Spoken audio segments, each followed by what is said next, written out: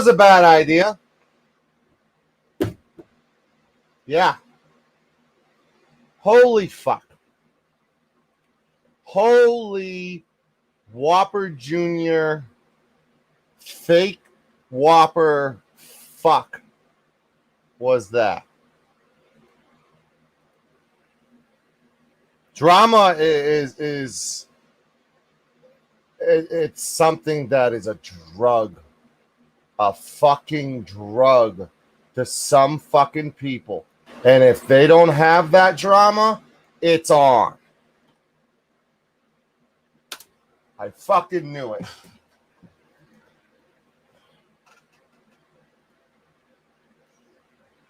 Am I able to get my fucking StreamYard link up? No, YouTube's rejecting it. Go fuck yourself, YouTube. You may need to share the link another way. Well, why is my fucking YouTube link not working? I'm in a bad mood after that. Like, I thought I'm doing a really good thing giving females a panel, and that is the last thing we fucking need. That is a fucking shit stain on whatever we've been working on and trying to accomplish by going that route. Like, what the fuck? It's not even fucking necessary. I'm throwing up numbers for domestic abuse, and people are getting verbally abused on the fucking panel. It's not okay. It's wrong. Do it on your own fucking channel. That's why you have a channel. And you still owe me a fucking apology for snapping at me. But like a good person, I let you up with your conspiracy theories that I was muting you when I didn't touch your freaking thing the whole time. God, it's as simple as just letting people talk and understanding what people are saying. Why aren't we doing that? I know it wasn't my fault. I was backstage the whole time in private chat begging for everybody to love each other and to be calm and to be cool and let's not do it tonight. There's enough drama on different fucking channels. We don't need it on this one. Why? Why do we always have to go that route? Is it a drug? Do we need to do it? You won't be able to sleep at night unless you're fighting with someone? Like, fuck.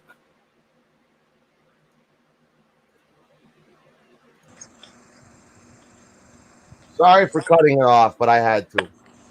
I understand. You of all people know that person owes me an apology.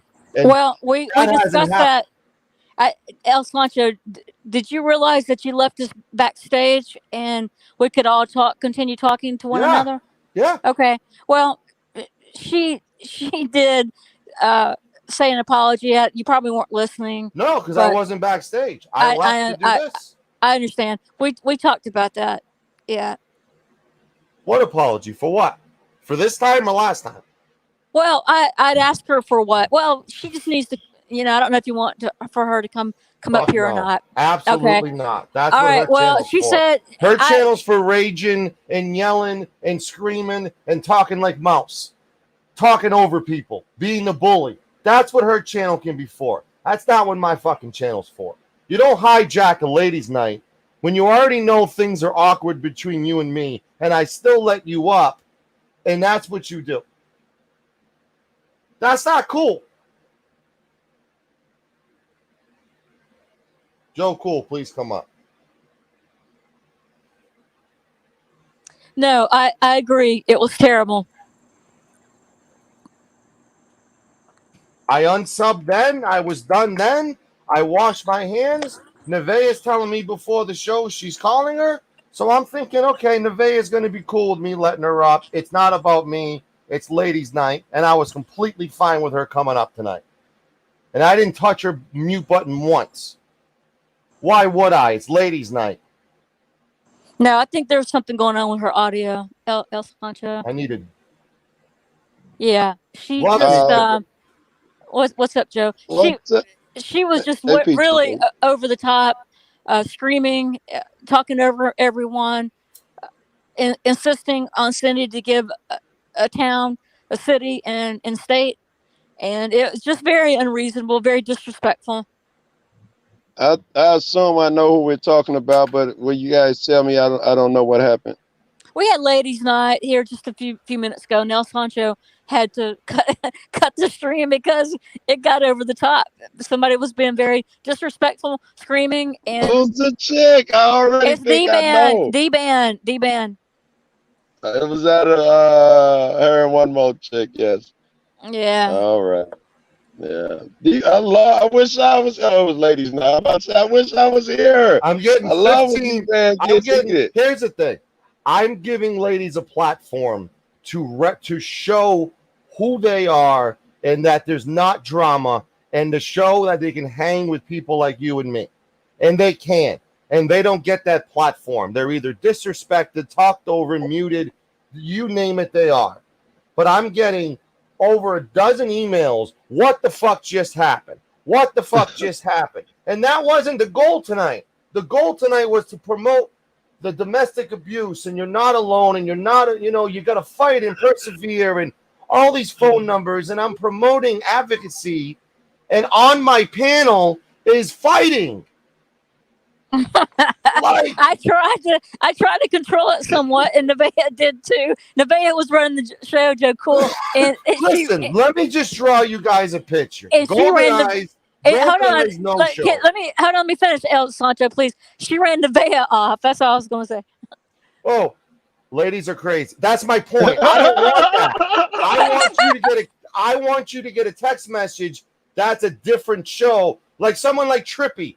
He was commenting about how different and awesome this was and thanking me. We've done it for 3-4 weeks. This isn't new. We've had no drama. We've had Laura Shark on, Pink Camera Magic, CFW, and there's never drama. Not like that. That takes things to a whole new level. And Blue Eyes, I've never had her on a panel before. She jumps on a panel. Cindy Ray, I never had her on a panel before. And look at the first impression of my channel by having that out there. El Sancho, have you put that in private yet? What? What? The show. But what in private?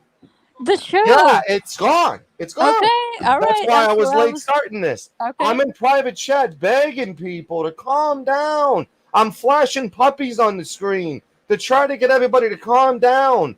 The number one rule of the ladies' night is do not disrespect or talk over each other.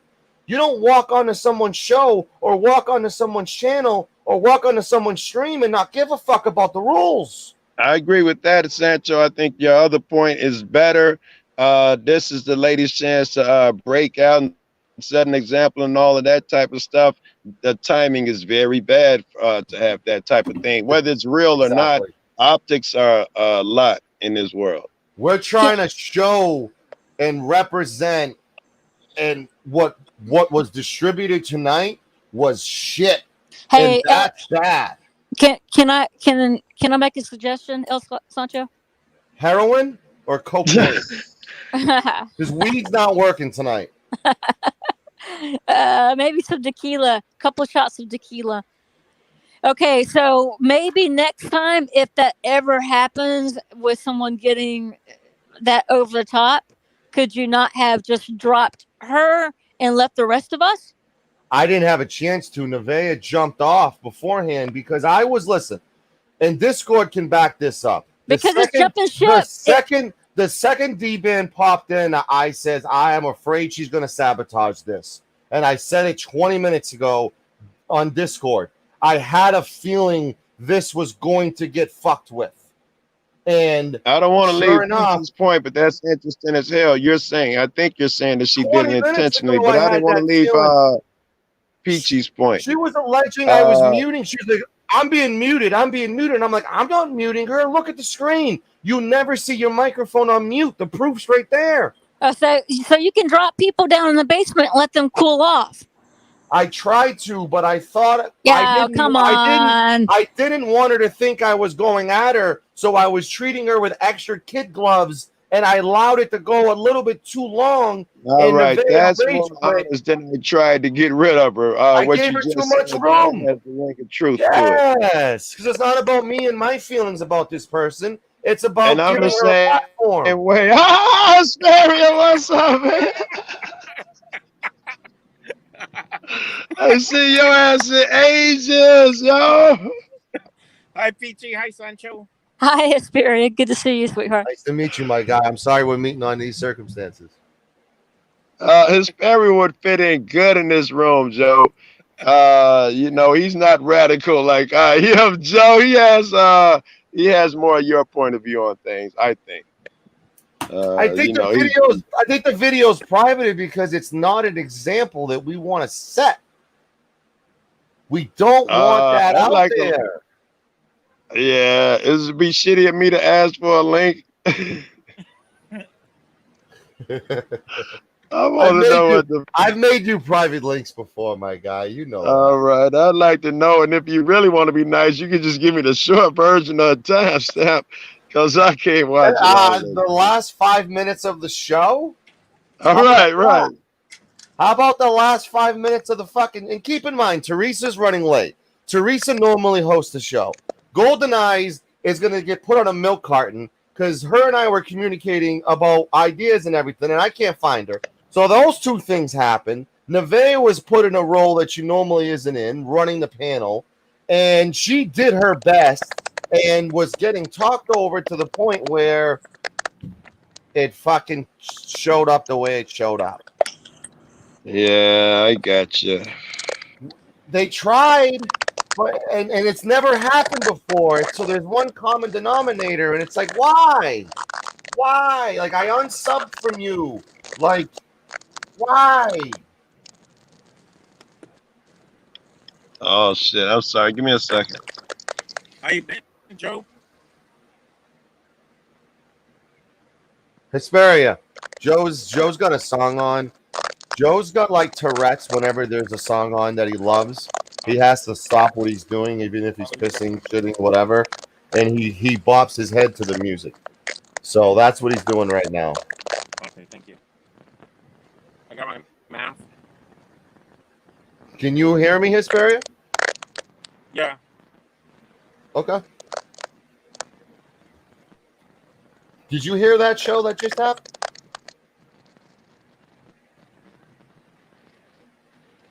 Am I having audio issues or is it just me? No, I can hear you. I think Golden Eyes probably had to work late. On show. No, Okay. she was on Paulie's show like an hour ago. Oh. So I can hear you, Hesperia. What about Peachy? Peachy, can you? Well, you do. I don't know if you noticed, but you are wearing a mask, so the odds of hearing you are a little diminished because your mask is on. Somebody's really scratchy. I don't know. I was about to say, who's playing with the water bottle? Is it him? Yeah, it's him. It's Hesperia. Yeah, that's better. I'll be back. The police just pulled over somebody. Back on. I don't see him. I thought he was the police because his phone was cracking. I thought someone hacked into his phone. Are you there, Hesperia?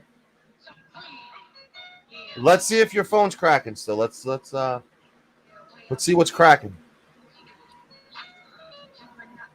And do you have an iPhone, Hesperia?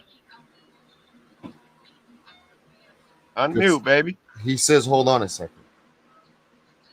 I speak sign language. I see it's a couple having sex in the back seat. They're getting loud. I see it. Are they really? Oh, interesting. No. All right, so Joe, how's your day? My day today was pretty good. I went and cut down a tree. Normally, I've been doing some really tedious bullshit. I cut up some tree shit. I got off early, and I went straight to sleep. I was with Autotron cop watching last night. So I was up all night. I dropped him off like 5 o'clock this morning at the fucking airport. And after that, I got some sleep. I woke up, had some pop-ass chicken, and hopped on somebody's panel.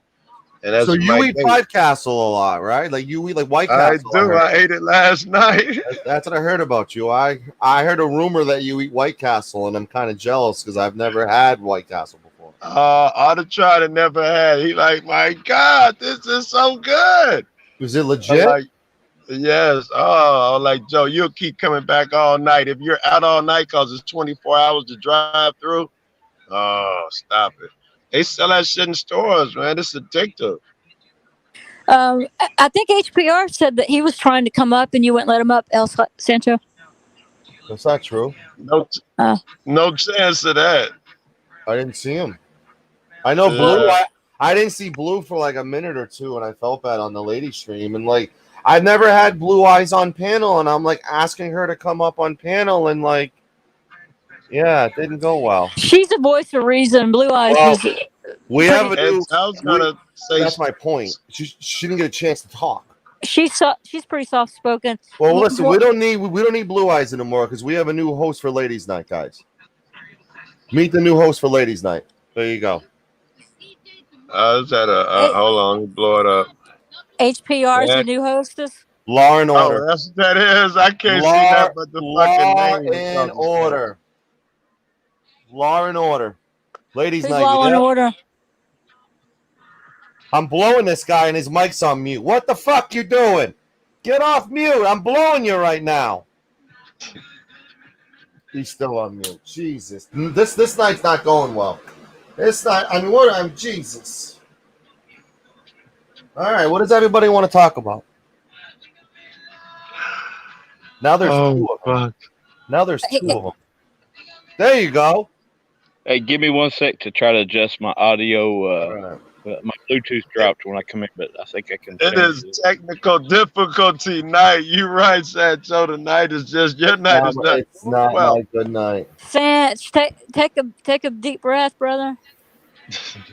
I could be. This isn't ladies only right now. This is what the fuck just happened stream. Or no, this is that was a bad idea. I just want to jump up to congratulate Joe Cool for finally making it on one of your shows tonight. It took the third show before he was allowed on. Congratulations, Joe. I know it's because you're black. Probably because you're black, if I had to guess. You know, El Sancho was over there. And I see, talking about, you did this on your Cam, you're all this, and why are you doing this? I love you, El Sancho. I'm busting your balls, but you crack me up. No. A part of me died. A part of me died during Auto to Breakdown at the thought of Joe Cool hopping onto a panel that was dead and nobody was there. It's almost like him walking into a room and nobody's there to say hi to him. I felt really bad, but I wanted to do that. It was a fast hour with him. Like I couldn't is my man. GA is my man. When I first started, he was the first friend I had, the first phone number I got. I saw GA and I didn't read the fucking title. I saw you, I hop in, I see GA. Hey. Yeah, we've had a couple people like Odin tried raiding Ladies Night. Sassy Assassin 1 week tried raiding Ladies Night. I'm like, I can't let you on panel. I can't even get on panel. I tried, I think, when Pink Nail was on. I know one night I tried. Yeah. So never mind. I'll leave that alone. But Joe Cool. No, I mean, like, we're gonna do this again this weekend with Ladies Night. I'm not, because people are like, "Are you canceling Ladies Night?" I'm not canceling Ladies Night. Ladies Night's gonna stay where it is. Joe Cool didn't try to infiltrate Ladies Night. He tried to infiltrate you and GA, and he needs some butthurt cream, Joe. I needed Joe Cool a half hour ago yelling, "Be nice, be nice, be nice." If I had him, Ladies Night would still be going on. So who's the idiot for not letting him on the show? Me. I didn't know. I missed Ladies Night totally. When GA was here, I didn't even see Ladies Night tonight. By the time I've been on New England's panel, by the time I got here, you just started this stream and you was like going in. You're like, fuck, God damn it, I don't need that shit in my life. I'm sick of it, man. I'm sick of the drama. It's been how many months? This has been my introduction to this community has been nothing but fucking drama. And I'm just tired of it. Drama and all of that shit, Sancho, but I would say there's been a lot of good in your introduction. I told you I wouldn't. I have been watching your ass, bro. You do more good than negative, and you can tell. Just imagine if I just ignore the drama 1,000% and focus on this channel. Tacos. Good. You create drama, Sancho. You drove some hours to meet somebody that made a threat toward your life and went live. So don't act like you're a hater of drama, man. You create this in your content, man. And and you're playing off of it right now from your lady stream by going live again. That wasn't content. That was a situation where I didn't know who this person was, and this person was catching me on the wrong day, and this person just happened to be geologically local to where I was at the time. He was a top general from Masshole Report, a squad that I'm very close with, and this dude is a high-ranking person threatening to kill me, telling me name, location. You're off Masshole tonight, blah blah blah blah blah. And I'm like, I know where the studio is. I'll pick an address down the street. Let's see if you're serious or not, because this is the first time I actually could meet someone in person who was fucking with me. And I may or may not have seen News New England's face when I saw this guy, but the guy no-showed, so it never happened. Anyway, I didn't even get to finish trolling Joe Cool being bad. I took the video when you said you it wasn't my best, so I took it down, and I'm sorry for those I disagree. No, it's all good. I didn't mean to troll you. I was still trying to troll Joe Cool. He said, "Oh," he didn't even say, "Okay, I understand." He just said, "K," and he bounced out of the channel in the past. No, listen, man. Listen, I've had multiple discussions with people coming at me and say, "Well, you don't even show your face. You don't have accountability." Sunday, that was a mistake on my part. I fucked up to the public. I'm sorry for making me look for looking bad. So I take accountability when I fuck up, and I wanted I wanted to beat someone the fuck up, and I should have got a better handle of my feelings. But because there was a squad that I'm close with, I thought it was legitimate, and it wasn't, and it was a pussy coward, and it won't happen again. El Sancho, it was the best show ever. Did you see the ladies' night, Kev? It was great. I watched the whole thing. Not like you. Where's my shirt, asshole? Oh, wow. Hey, Kev, I got my camera from Jeff today. He sent it out. I bet you Tuesday, did. I got it. I did. I do. I have it. Sancho, it might have been my fault for ladies' night. Why? I was in the chat saying it's going to be drama-free tonight. I literally said it was going to be drama-free. It usually is, though. Legitimately, Peachy can back this up. It usually is awesomely positive. Joe can back this up. This is a very positive, non-toxic culture and environment and chat. We don't block people. We're not tyrants. We let people talk. We have simple rules. No doxing, no personal attacks, no fictitious lists. That's it. It's basic. It's to the point. You can literally put exclamation point rules to find out what it is. But you got to keep the air clean. And the air wasn't clean. All you had to do is drop her down. I mean, come on. I mean, look, you and Shiva shut your shows down. It only takes so much. We're here. Sometimes pulling the strings, and you're the one that gets triggered and shuts it the fuck down. Sometimes oil and water don't mix. Right, but I didn't shut them up. I left the fucking room to start another stream and let them go amongst themselves. I just didn't want anything to do with it. That's because you love the drama. I love you forever. I ended the show. I ended the show like other channels should have ended the show when things were getting too far. Hey, well, this is proves. No. I like what Peachy said better. And you don't let it even get far.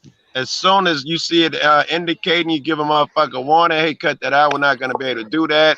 Then you mute them a couple times. We're not going to do that, and you drop them. You know what? Well, this just proves that my fault because my guard was down because we got a bunch of, with all due respect, mothers and potential grandmothers on this stream. I didn't think I was going to need to worry about muting people or kicking people down because I've never had to before. I had CFW and Morgie on the same fucking panel, and not once did I touch the mouse. I didn't have to worry about the mouse. No. Hey, this just proves that guys, and it's just not the guys that does the drama.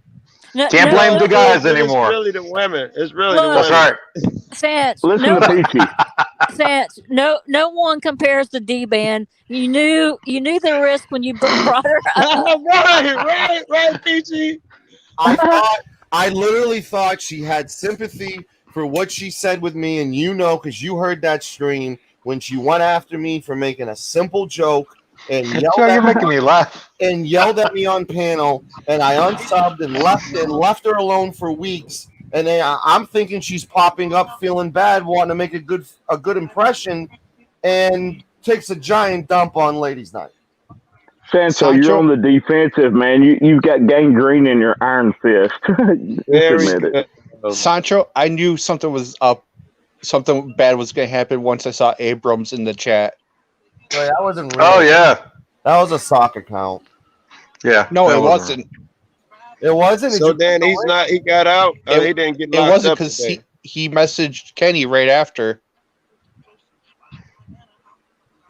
Hey, Joe, you've seen this. You've seen when someone has been on panel and they kind of get out of control, or we see. I've seen Joe do it. Or see something in the background that shouldn't be there. They don't know that's been shown on camera. What does one do? You freaking X them out, right? It got to that point where immediately up at right. People hop on phone and hear that conversation. You drop them immediately. If I X'd her, I lost my host. Nevaeh jumped off. The captain of the ship jumps off the boat. What do you want me to do? All the more reason to sit her in the basement. Well, no, listen. They had a little history between Sancho and D-Man. If he would have dropped her down, then things would have been all on Sancho for doing that. Thank you. So he had to do what he did. Any worse than this, Kev? Thank you, Kev. You said you're back in Sancho. Thank you. What's up, Joe Cool? What's up, Peachy Rider? Ladies Night. Yeah, Taco. What's up, man? What happened, man?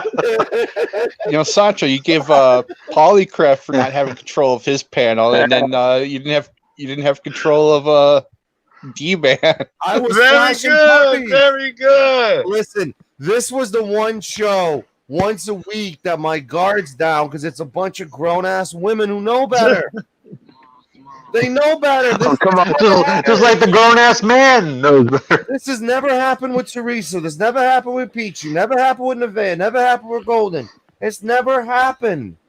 Don't act like you're ignorant, man. You're trying to sell ice to Eskimos in Alaska. Come on, man. Well, HBI's ruthless. I'm hearing a lot of excuses and no accountability. HP going incognito. You didn't give us enough credit, Sanch, to continue the show after Nevaeh left. I had to jump in because the dead air. I broke my one rule. Don't go on panel. There was like a 35 seconds of dead air. What did that have anything to do with dead air? I couldn't hear anyone. I was having audio. We could hear you, Peachy. You were talking fine. I didn't want to throw you into the host role because the host was late, Teresa, and then the second host was getting so frustrated that she jumped off. I had nowhere to go. I can talk until the cows come home. You guys know that. Or goats. What is this motherfucker doing? Are you whatever I want? I'm a free man. Now when you're taking up my panel Can I space, make it? you're not. Hey, can I say something, Sancho? Yeah. Sancho, or Joe Cool. We used to talk about this, like yes, we should have kept. Yes, we should have kept going. How do you think that it panned out? Go ahead. I forgot we used to How do you rap think about that all the time. Go this ahead. whole idea has? Yeah, when me and Joe Cool first started talking, I called him on the phone and we were just talking stuff. We used to always this is talk before about, Greg. like a meeting of minds. I didn't know if it would be before who? Greg. See, Camp, time is Greg everything, and yours can suck sometime. It ain't a time for a joke every fucking time. I'm saying, Simon sucks sometimes. You ruin a good conversation, GA, and you add nothing too, by the way. Nigga, you're not going to contribute to the conversation. Stop it before I start losing my fucking temper. I'm sorry. Well, hey, I'm going to come to your house. So What the fuck I just know. happened? I need to go get some I don't know. cigars and stop I turned my head for 1 second. Joe's in a bad mood. What's going on? What's going on? Damn, Joe, we know you got a bowl. Pack that shit. Jesus, Joe. God, Joe. I look at Discord for 2 seconds and I'm hearing threats. He's threatening me. I've been holding that shit in. Just send me my shirt, Joe. Oh my God. I was going to say, yeah. Y'all, I have my camera. I've got it charged. We got sad track. No, my question was just like, how do you think that it turned out? Just from, I don't know. I don't want to. I'm sure that they had panels, but they just got big lately, you know, because of like the C word and all that other shit going on. Everybody's doing Zoom, and I think it's good. I think it's, like I said in the panel I just had with Sancho, it's great to keep this conversation open. You just gotta, it has to be constructive. It can't just be people trying to bring people down all the time. It doesn't make sense. I love his breakdowns, but he did kind of personally attack you, which is a personal rule on his channel about like the shaky cam. Man, y'all may have had that pre-planned. I don't know, but you know, let's face the real facts. He did give a perspective, and it's good to have both sides, like you're preaching or talking about. I was gonna ask GA. GA, you're big on structure. Shaky as fuck at this, you know. Hold on a sec. I did not hear one word you fucking said. How did I attack him?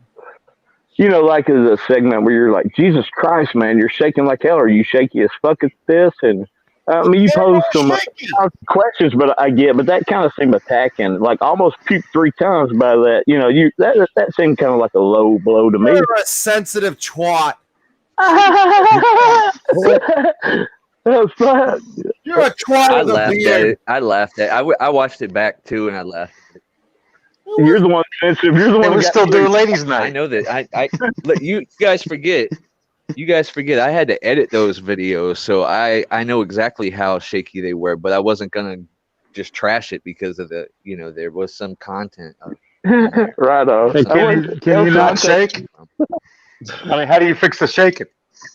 He did. His last video was perfect. No shaking at all. Problem solved. You don't want to mention that though, HBR. Yeah, I have different cameras, and he has Tourette's or some shit. You're gonna. I have a better phone now. I have footage from other sources. He just stopped shaking. He has a. That's all you needed to do. I'd like That's to ask GA something, guys. I wanted to ask GA something. GA, you're big. You said as long as the conversation is structured. I know you're big on that, and I know your whole crew is big on that. And I would say that we are a little buck wild on this end. I know I certainly like for the conversation to get loose, and well, I don't mind niggas arguing at the top of their lungs, as long as you're not calling niggas cunts and shit. No, I just think, like I said, everybody's entitled to their opinion, but there's also a way of getting your opinion across that's more effective too. So I mean, you can say whatever you want. You think it should be structured? You think it should remain structured? That's the question. Yeah. It's interesting because I like the passion and the goofy shit. I can't lie. I do too, Joe. But structure can, actually lend to a good. No, I would agree it has to remain structured. I would agree it has to remain structured, but I was wondering if there couldn't be room for both. Structure in the panels or structures when you're out in the field? Structure on the panels. I don't know what you're talking about. Structured. Go ahead, yeah. What are you talking about? What are you talking about? Structured? Like when did I? I was using. I think it's hard. The only thing that. What the fuck is going on? The only thing that I think is difficult with these sometimes is what we're going through right now, which is audio issues and being able to actually hear what somebody's saying. But other than that, I'm all for. It's usually good. Listening to what people got to say.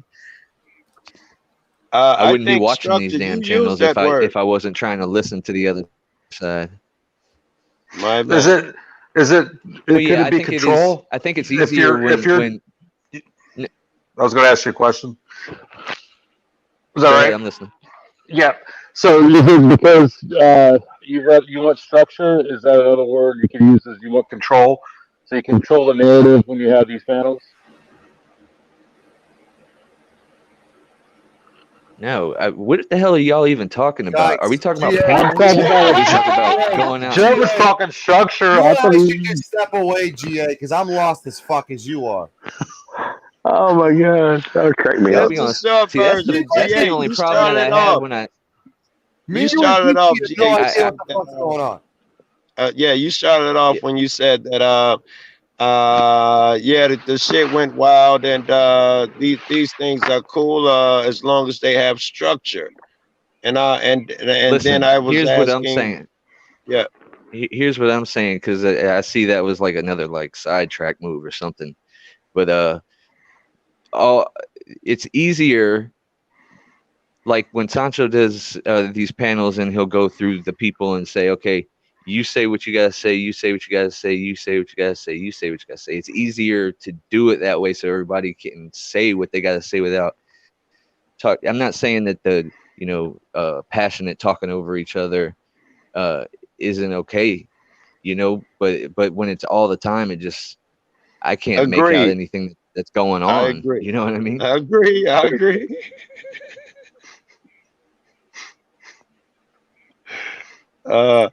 Yes, especially the talking over Trust me, I'm people. trying to pay attention. Hey, GA, you're right. El Sancho does do a great job doing that. He'll ask a question. He'll say, okay, Joe, you first, and the Peachy and HPRGA and Kev. That's Yeah. a strong suit. He done found his Yeah. niche. This look fucking at panel Joe shit. talk over right now. But if I'm a guy, I'm not on a panel. I can't do that. That's right. Well, Ladies' night. there's nothing wrong to having free for all. There's nothing wrong like Joe likes, and I do too. Everybody knows at times I like the same damn thing with drama. Bring it on, hell yeah. But no, it does get old, and the chat they don't like it because they can't hear anyone. Right. They do not like it, and I care a lot about my chat. I care a Me lot about my too. subscribers, and I care a lot about the chat. They make Me the too. show. Yeah. Yes. The chat is the bomb shit, There's right? two shows going on, one in the chat and one in the panel. On the panel. Yeah, that's right. All right, let me ask you guys a That's why question. you get them cats you get Hold attached on. to a chat. I Go had ahead. no format. Ladies' night still should be going on. Kate was supposed to come on, but she fell asleep, which is hilarious. I knew she was gonna fall asleep.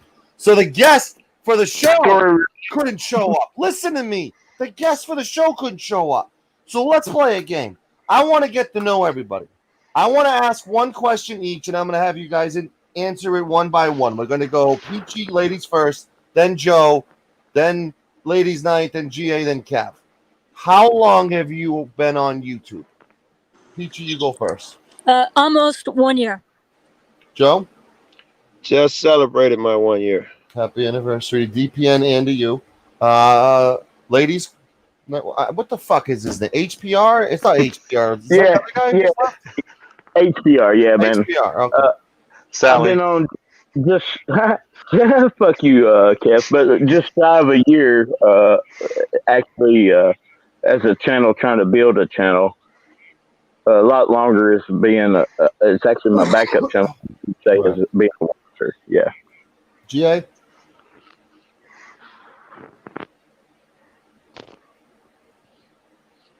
All right, okay, all right. I think I got myself unmuted now. How long have you been Now on YouTube? I play guitar and stuff too. So I have like I was doing like vlog videos and stuff like that too. So I've been making videos for off and on for a few years, but doing this genre a little over a year, going on a year and a half. All right, Kev? 18 months. How long have you guys been doing panels Peachy Rider, you answer first, and then Joe, then ladies, and GA, then Kev.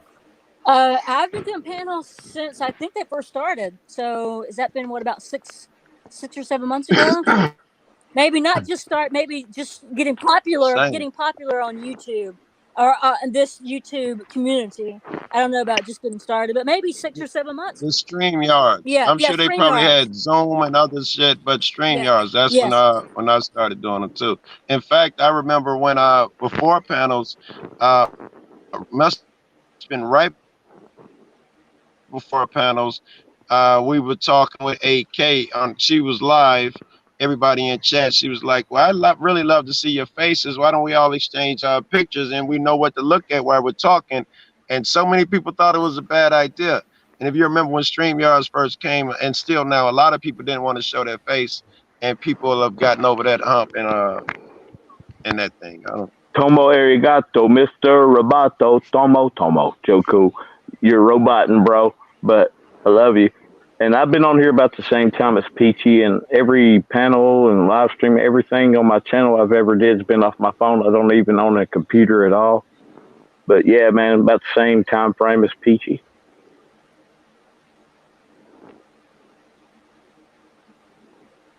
GA?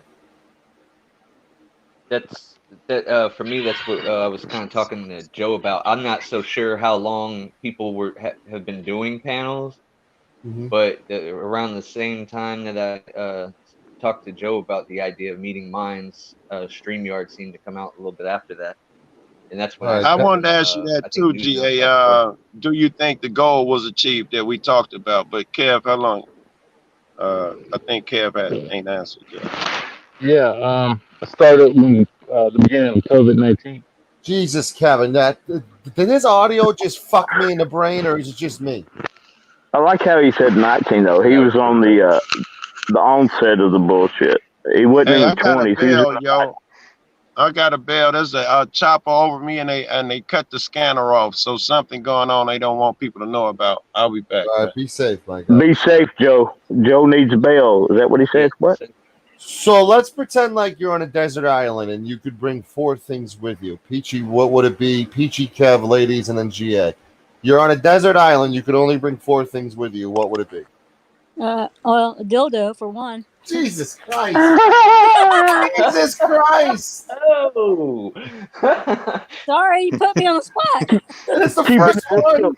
You couldn't use a rock or a seal. I mean, Jesus, a baby. Can't you bring a man? that causes some abrasions, but anyway, yeah. Just bring the man. Is this like a survival question, or is this more like what are your 4 favorite items in life? I was trying to get to know everybody, but I'm starting to regret this too now. You're regretting it, aren't you? Oh my God. The second one would be lube. Oh my God. Oh my God, I'm dead over here. What?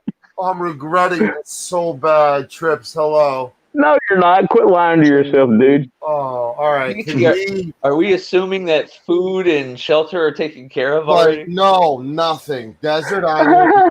Desert Island. You got 4 things you have to choose. That's all you got. We already know the one thing with Peachy. Kid, we move on to the 2, 3, and 4. Oh my God. She's already given 2. The lube was number 2. I only heard 1. Oh, Jesus Christ. Okay, I would bring my pussy. What happened to Peachy Rider, Trippy? Do you remember Peachy Rider back when she was innocent and there was no Jesus Christ? I've never known her since I've known her. Never. The third one, I'd bring my cat. Okay. I knew that's what you meant. And maybe a baby goat. Oh. They make for some good nutrition eating the goat later. Hold on. Let me retract that. I didn't say anything about eating pussy. Oh, Jesus. Okay, I'm done. All right. I'm so sorry. Kev, what are the 4 things you want to bring on a desert island? Well, a boat. Okay. What was that mean? Yes, man? One at a time. Go ahead, Kev. Water distill so I can make my water from ocean water. Take the salt out, and then Probably a satellite phone and some food. Trips. Four Definitely things. a woman. Weird question. A woman. He says a woman. Would be, hey, you gotta repopulate. You know what I mean? I'll be right back. I got stuff. A boat. He didn't say pocket pussy. Sorry. Oh, Trippy, who is this? Thing. Who is this after midnight? Who is this? A boat, a pot, so I could boil water, and weed for sure. Wow, that was my next question: is how are you gonna bring weed? You're gonna bring a bunch of bulbs and grow it? They don't come in bulbs; they come in seeds. That's what I mean. Seeds. Or just bring a whole like a 80-pound bag of weed. You sound like you said just like a bale. A bale. You just take a bale. A bale won't last you a lifetime. It'll look like Santa Claus bringing it. Yeah. You're gonna have to conserve, Trippy. I have an issue with conserving weed. I don't know if you do, but I do. Oh yeah, for sure. I had to go with the popcorn size weed because I conserve better when it's that small. Because if I grab a big nug, like part of me wants to just grind half the nug, the other part of me is like, hey, let's just do the whole nug, and then shit. All right. Yeah, I'm always running out. So are you at your 4? You're at your 4. Yeah. Ladies, I'm a HBR. I'm afraid to ask you. No, man, it's actually kind of aligned with most of you. I bring seeds for a packet of seeds for weed and what you need to brew some beer, right? Some paracord for some fishing line, some hooks, and hookers. I'm just kidding on the hookers part. I don't know what my 4 is. Oh. Yeah, a blow-up doll. A blow-up doll. There you go. All right. So I don't like the phrasing of the question. All right. Because you have to think of it in 2 ways. Right. Extreme survival mode, or what are your 4 favorite things in life? You know what I mean? Like what 4 favorite items that you have in life? Because I could pick 4 favorite items, but then I'd have to when I got out there, I just have to turn them into something else. You know what I mean? I don't think the question was pros toward your 4 favorite items, but the 4 things that would lend to your survival. Well, I mean, but as human beings, we all survival pick the same thing. Dildos are survival too, I guess. I don't know. So this is what Quick says. He would bring a Walmart, a house, a medical weed dispensary, and Peachy Rider. Yeah. Damn. I would go with Trippy. Is it safe to say you may get into is it auditing or cop watching? Oh my god. 100% cop watching, but I would be interested in doing audits too. So what? But my focus would definitely be cop watching. So Peachy, GA, HPR, you guys got some experience in this. What advice would you give someone like Trip, who's hasn't even you haven't even started a channel yet, have you? No.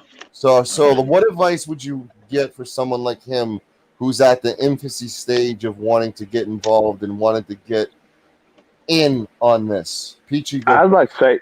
Okay. Go ahead. I would definitely say write phone numbers on your arms, because it's not if you get arrested, it's when. So you think for sure, arrest, there's no way you won't get arrested in doing that? Because I watch somebody Am Against Oppress, and I'm heavily influenced by him, and he's never been arrested doing that. Well, he's the exception probably to the rule. He's probably a good one to watch. Yeah. But just to be prepared to be arrested. And of course, I'm not saying that, it's just because they you've seen it too many times where police arrest people for what? Yeah. Maybe not following directions for the first time. So if a cop tells you to move, maybe you're not going to move back quick enough, right? Mm-hmm. So Anyway, I'll, that's my advice. I'll weigh in on that and say it's probably more important to remember important numbers in your head rather than just writing them down on your arm in case you ever are in a situation when you get arrested. Well, just know that when you're otherwise, you're just going to have marker on your arm all the time, and you're going to look nuts. Well, just also remember that in stressful situations, you may or may not remember numbers. So what I did is I started taking names out of the phone and just leaving the numbers. So every time that person calls, the number pops up, not the name. You can write it down like 7 or 8 times and recite it in your head and do these methods to retain it in your memory, actually. If there's a cop watcher or auditor listening and there's 43 plus people, hop on here. Let's kind of do a one-on-one here. I do have some content that's not published of me cop watching. And there's a couple people that have that content, and it's coming. I'm telling you, but my advice is to... You threatening me with a good time or what? my advice would be to know your local ordinances and laws before you go out there and exercise your rights and exercise them to the fullest and challenge it for sure, but don't get yourself hemmed up by your own ignorance if you want to go out there and do it. Are you planning to do your own town or a little far away? I have. They're privatized now, and there's a couple I've never I never published them on my channel. They were private, but I shared it with like a couple I trust, you know. Mm-hmm. But yeah, man, I'm out there, and I'm definitely willing to stand on my rights all day, every day. The reason I'm not so much more active is I don't have all my ducks in a row right now because of the oppression of the tyrannical system that has me kind of hemmed up by those things, and I haven't been able to completely rectify those things to get out there and be active as much as I'd like to be. Trip, so are you planning to do your local town? Obviously, don't say where, but are you planning to do your local town, or are you trying to drive a little bit and do a couple towns over? Well, I definitely want to start in my local town because I've actually filmed. I have a few videos on my phone where I'm filming the police in my town just being assholes and shit, but either the videos are too short or they're just not, there's no interaction there or anything like that. But I definitely want to start out my own town and then, kind of learn as I go type thing. I like that, guys. I like the fact that he's getting his shit out now, and his biggest critic is himself, and you're probably sharing the video a couple times, but it's private. Like, you're not putting it out there until you're satisfied with what you're putting out there. Is that a fair assessment, Trip? Yes. I like that. I think that's what I think the GA, I think we were talking about that earlier. Do you jump right in and make your first video and you publish it, or do you do something like Trippy's doing, which I think is a really good idea, GA? What do you think? To each his own, man. Me personally, I just put it out there because anybody that watched it, can tell me what they think about it, and they'll tell me what I'm doing wrong or right. It still happens today. Some people won't comment. But there, there's not much in the ways of guidance for this. That's why I like what you were talking about earlier, in the panel we did before this one. No, before this one, before the one before that one too. Yeah, before the other. But yeah, about it might be a good idea to try to get some kind of like an event where you can educate more I think it'll be people huge at once. I think the network you're building in Florida, why not utilize it? Honestly, why not? I mean, Florida is a location that a couple other areas could kind of drive to and check it out. And I think it's a good thing, number one, for your brand, that you're marketing your brand, your channels, your logos, and all that stuff. But having a seminar for someone like Trip, who could literally get a seat and just take notes and ask you questions and walk out better at what he's going to do, why haven't you guys done that? Trip, like, do you think something like that would be beneficial? Absolutely, yeah. Education is such a Yeah. It's well, the thing is we're all constantly learning too, and Right. you know, we don't give legal advice. If you want legal advice, you know, you have to seek a lawyer for that. But we educate ourselves, self-taught law. You don't necessarily need a lawyer to understand law, but you also have to know too that they use the justice system to interpret it. So the police kind of do whatever they want. You know, it's whatever Greek they to think me. at that time. So you have to just be careful while you're out there. You know, a simple mistake can get you arrested. You know what I mean? Great word we use. What is the number one mistake he could make and why? GA. Hey, El Sancho, I have to work early, so I don't mean to interject your question to GA. So I love you, brother. I love you, brother. Same to you, man. Mad respect. And mad respect for you, GA, for, you know, being active in your community, and a lot of revisits there a long time before you were monetized, and being that accountable eye in your own personal community. Appreciate you for that, man. You keep on doing the good thing, the good fight, any fiery darts that comes your way. Y'all be good at it. Love all of you. Peace. I appreciate you, HBR, for watching enough to know that. So GA, what's the number one mistake Trippy can make, and what's the number? And part two of that question is, what's the biggest, most common mistake someone new makes in cop watching and auditing?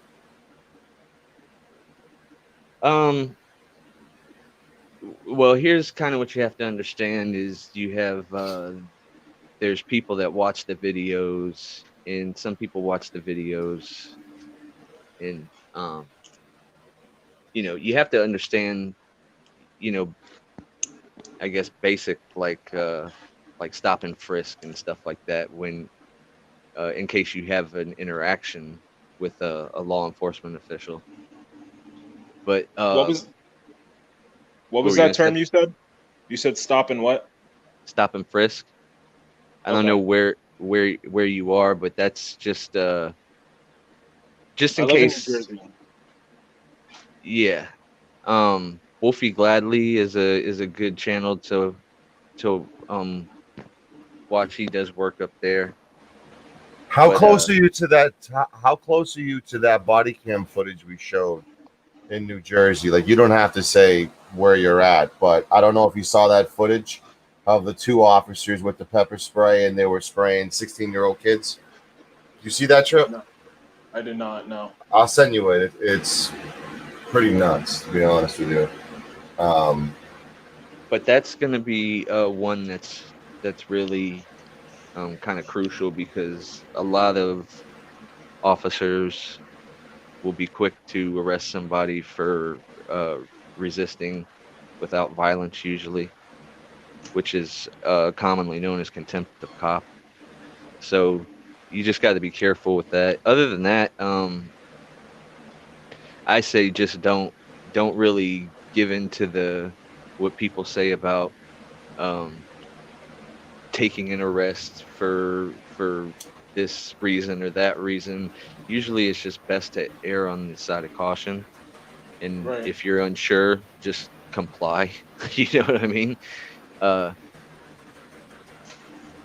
That's probably the best thing to do to keep yourself out of trouble. You know what I mean? How's your relationship now with the police, Trippy? How's my relationship with the police? Yep. I think the police, maybe I'm wrong, but it doesn't seem like the police over here really, there's nobody like over here that's at least in my town that's doing like audits or anything like that, so, or cop watches, so they don't really, like, I film them and they just look very confused. I don't know, I've had a few arguments with them, but I don't think it's an unhealthy relationship, you know what I mean? Right. I mean, how important is it, like, GA, to build relationship with the local police? And, you know, because someone like Laura Shark, I love, and Trip, if you want me to put you in touch with Laura, she's the OG in cop watching, in my opinion, along with Zebra. I'm actually getting Tom on the show. I'm trying to reach out now to get him on the show soon. The big thing I like about what Laura does, and she's probably listening. Hello, Laura. Hop on if you can. is she's built relationship with a couple officers, and those officers they're chatty with her because they trust her and they like her. So they tell her, listen, this is what he's being charged for. And it gives you as a cop watcher closure that you otherwise wouldn't have because you didn't build relationship. Because if you're going to be, if they don't know you, they're like, get the fuck out of here. And you'll never know why they got pulled over. And you never know why the car's getting towed. And you never know why they're getting arrested. But if you have a good relationship and a dialogue, you might get that information, which I think's a win with GA, right? Yeah. As far as here, they try to avoid me most of the time.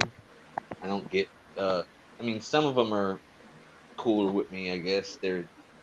But most of the stuff that I know, I had to like figure out through records requests, and the first thing I ever asked for was before I went into the police department for the first time, the general orders for the police department. Policies and procedures, and then a roster of all the patrol officers, or actually like a roster of all the employees of the police department and their ID numbers and their vehicle assignment, so that I'm not trying to guess who's who, because I don't know, around here, because it's a smaller town, maybe they're not as active. They just go on like calls most of the time, or they're hiding out. And like I said, I don't have a vehicle, so it's kind of hard to chase them around on foot, bicycle at best, But But yeah, there's a lot of stuff kind of sometimes falls in my lap. You know what I mean? I'm walking somewhere and I see something, but Right. yeah, I try to keep the dialogue open, but from what I find, they don't really want to talk that much, and that's the problem for me. Is like, why not get out and talk with the public more when you're trying to build trust with them? It can't just always be about an investigation. You Right. can't just only deal with people when it's there's a call for something, or you know what I mean. There's a lot of times when they're just sitting in a shady spot, maybe typing in something on a report, or God knows what, just talking on the phone. Who knows? But they could be spending the time, you know what I'm saying, out and just going out and saying hi to people, and then the people that want to talk to them or approach them, they can't. I know they have like details and stuff in my town, and I've gotten a lot of footage talking to police officers. In that. Hi, Golden. Hi. I'm so sorry I missed it. I was on a really important call, and I was like, shit. Night. I saw in the comments. It's okay. It was just a bad night. Oh no! What happened? Trippy, were you nervous when you were initially cop watching? Like, I really always wondered, and I'll get to your question after, Golden, but I'm still a little fucking pissed. So Trippy's on. No. I want to focus on Trippy. Thank you, Trippy. Okay. Hey, Trippy. I've never filmed the police. So can you walk us through your... like, how are you feeling when you got your cell phone out? Were you nervous? Were you worried? I mean, how'd you feel? I'm always nervous, and I was actually gonna ask GA, since he does that. Like, does that ever? I would assume that probably doesn't go away. Does it? Like, because no, I'm always because nervous. You got to look at the circumstances. That the whole uniform and the gun belt and all that stuff. And I even say this about the justice system in general. It's like that whole the way they're dressed now and stuff is almost. I mean, it's intimidating. You know what I'm saying? And you get like a few Absolutely. of them around, and I don't know. I've had some off experiences. You know what I mean? Yeah. With law enforcement officers, and not really around here where I am, which is. But I have read things about stuff that local law enforcement have done. And, don't feel weird, Golden. I just don't really want to I mean, she's backstage, and I'm not bringing her up because I'm just exhausted and I'm done with it. It's like crack cocaine. You just got to avoid it. You know, that's just the way it is. But no, Trippy, that it doesn't ever really, the nerves and stuff for me. There's always going to be a little bit of anxiety. Maybe you know what I mean. That's why I had to get a better camera, and it's better for me to do the body cam sometimes. I don't have to worry about. But I'd be nervous. Situation too. I'd be nervous. I'd be nervous as hell, Golden, filming the police. Like the very first. Yeah. The very first cop watch that I ever did, though, was like there was 2 investigations going on down, and they were trying to ID me just for being out there and filming them doing their job. So that footage is garbage, though, because it was at night, and I had to like brighten it up and stuff like that. People were making comments, you know, like, did I shoot it on a potato? I think that's one that's like used a lot. But it's all a learning process, man. You'll continue to learn as you go. Like you said, there's a lot of channels out there that provide emails and stuff like that too. So if you email people, I'm sure if you have questions, they'll answer them to the best of their ability. But nobody's really going to give you legal advice except for a lawyer. I just think the issue with nerves. I just think the issue with nerves, Golden. You got to be nervous because you give a shit, which is good, but you open the door for making mistakes you normally wouldn't make because you're nervous. You know what I'm saying? Right. Oh, are you talking to me or him? You. Oh, I thought you said Golden, but I wasn't sure. Okay. Yeah, absolutely. In fact, that happened to me yesterday. I was on my way home and I stopped to get gas. And I noticed that there was a homeless woman sitting on on the side of the building. She had her stuff and, you know, she was just chilling. I come back out after paying for my gas and I noticed there's 2 cops fucking with her. And I had my daughter with me at the time, and you know she's tired, and I'm tired, and but something in my head was like, maybe I should film them. You know, maybe I should film this, and I almost did it, and then I didn't. I was like, I was afraid. I will admit it. I was afraid. I wasn't sure. Like, are they gonna start fucking with me? And I'm ready to get the fuck out of here. I just want to go home because I was at the river. So yeah, it's I can understand that completely.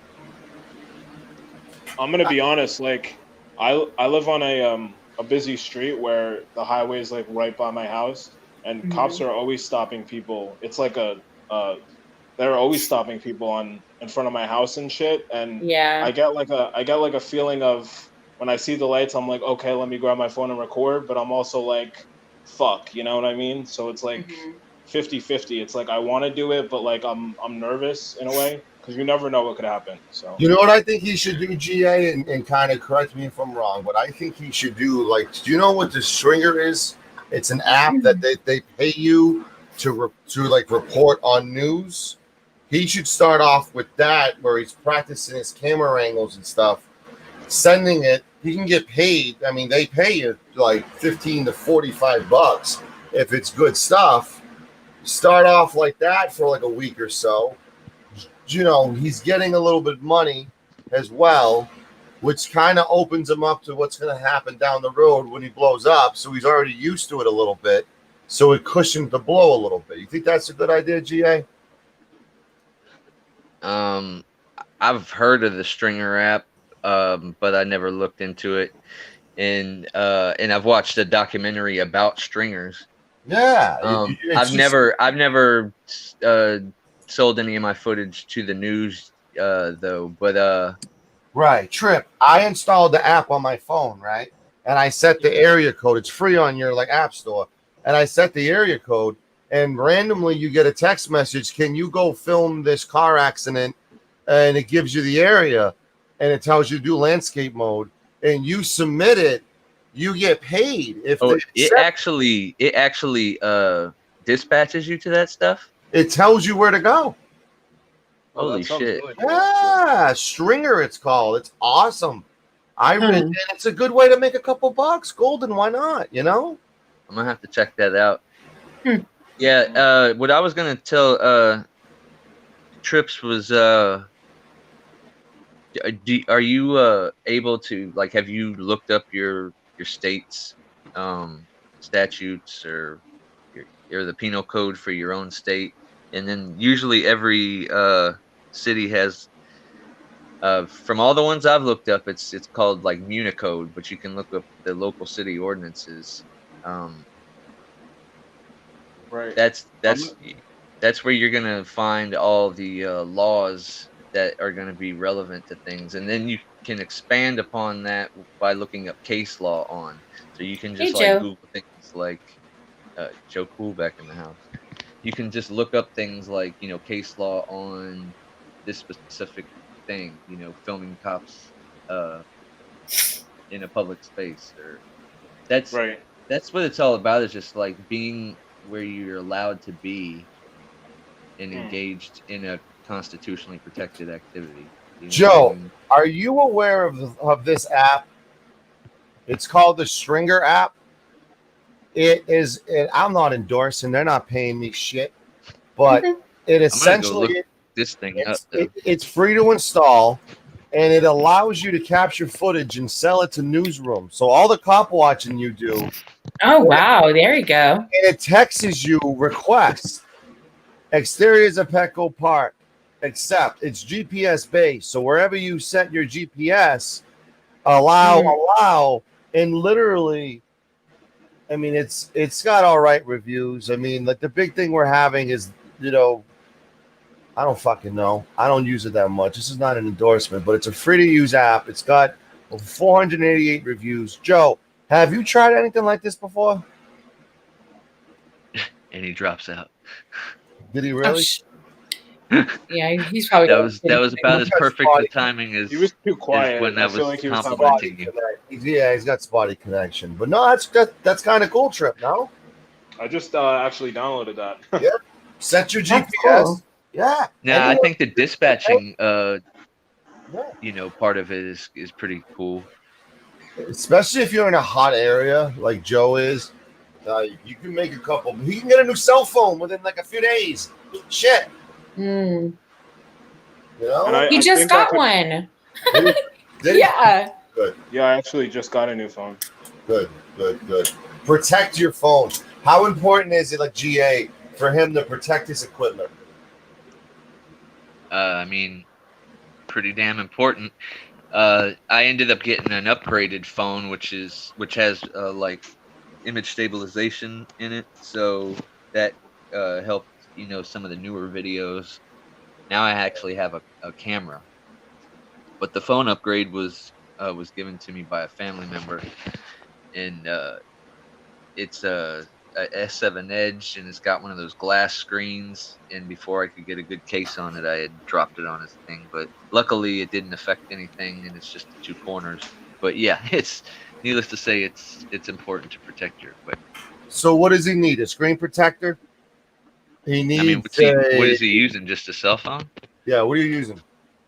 Well, I actually have a camera I could I've never used before. I could film with, and then I have two phones I could use. So yeah, I love it like when I said, they I attach use a like body GoPro. cameras and stuff. He should have a body cam, no? I use it. I like to use the GoPro. I have it on. I have attachments for a backpack, and then I have the chest strap. There you I go. got like a bunch of other stuff for it too. But the GoPros actually get really good footage, and they got good image stabilization in them as well.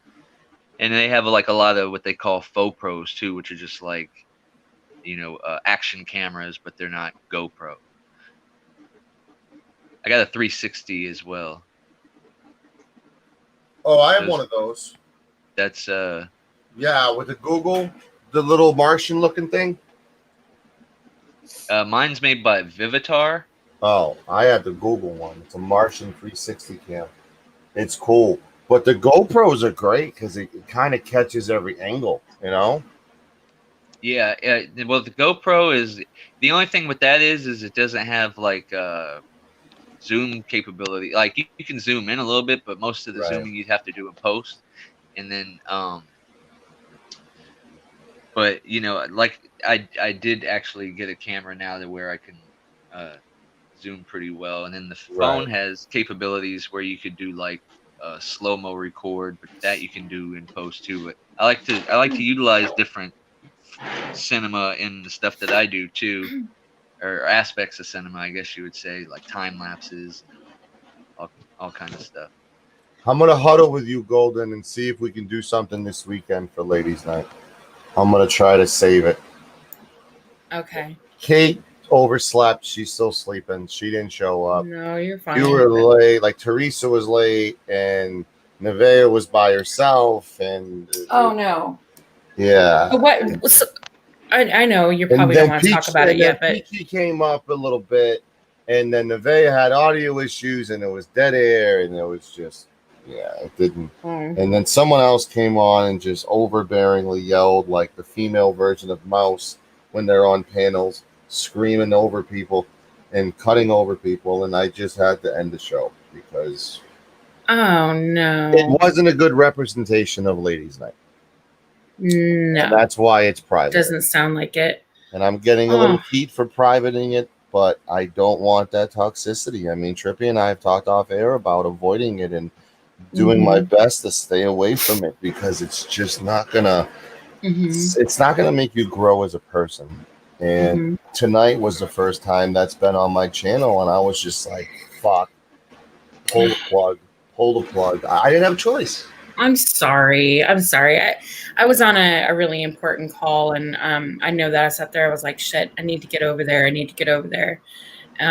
But yeah, it was important to me, so and then when I came back, it was just a snowball effect of a couple things that came into one giant shitty snowball. That's all.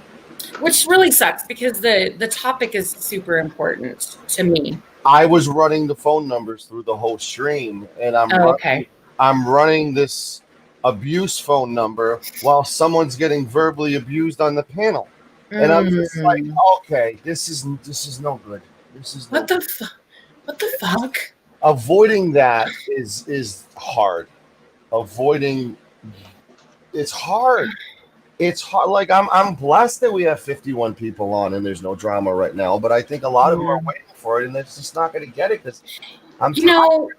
One thing I can tell you, just from experience running panels by now, is that I'm going to tell you, when I first started going live, every single, and this is on my other channel, Golden Eyes, every single live stream that I had ever done over there has been a complete shit show.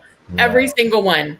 It would start out good, but then like within the first 10 minutes, somebody was yelling at someone and calling each other out of their names. I mean, it was just crazy. Yeah. And then you get blamed because it's your stream.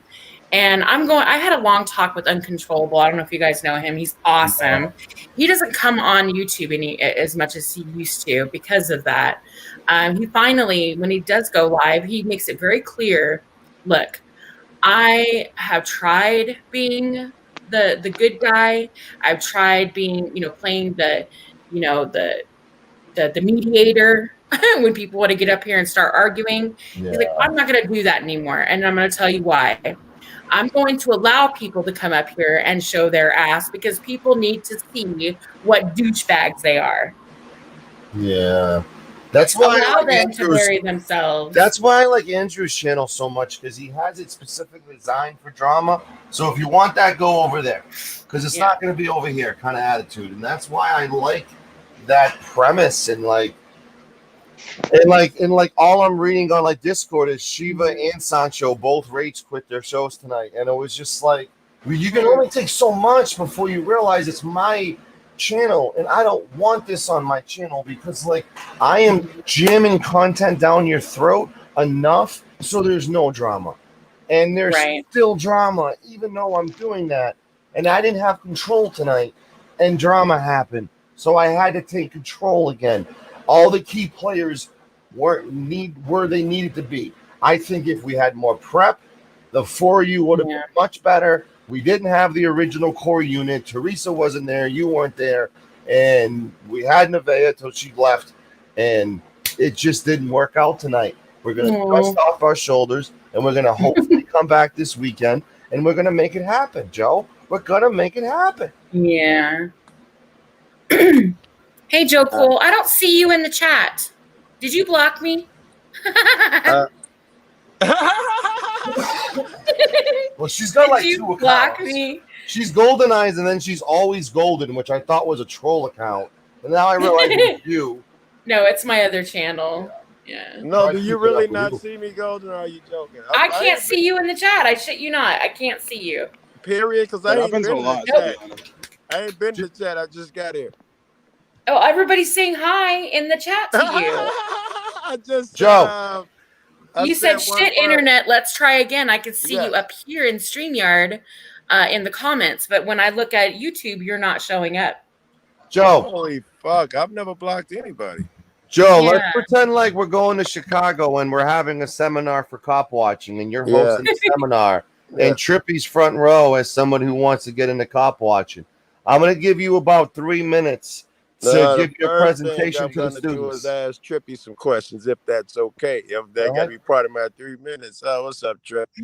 Trippy, have you tried yet? What have you done? What are your intentions, your motivations? Have I tried yet? Yes, I've filmed the police a few times actually, but most of them were either right outside my house or on my street, a traffic stop or something like that. But I actually haven't ventured up. I actually haven't had like verbal like talks with the police, except for one time they got a call because someone called the cops on me for skateboarding.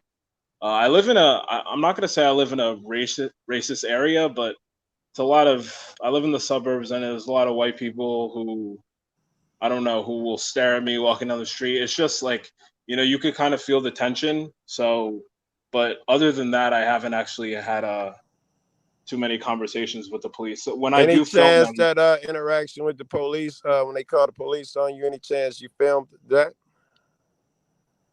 Yeah, well, did I film them calling the police on me? No. Your interaction with the cop, did you film it? I'm trying to see what your heart's in. That's difficult. Yeah? Absolutely, yeah.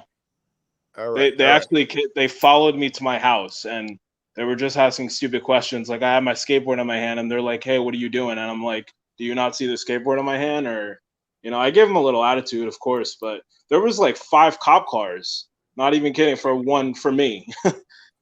It was a little insane. All right. What you need to do, or my opinion on what you should do, how you start this, what have you. It looks like you're already done it. You start off, you do it at a distance, right? You keep your interaction limited. So it look like you done did the step 1 part already.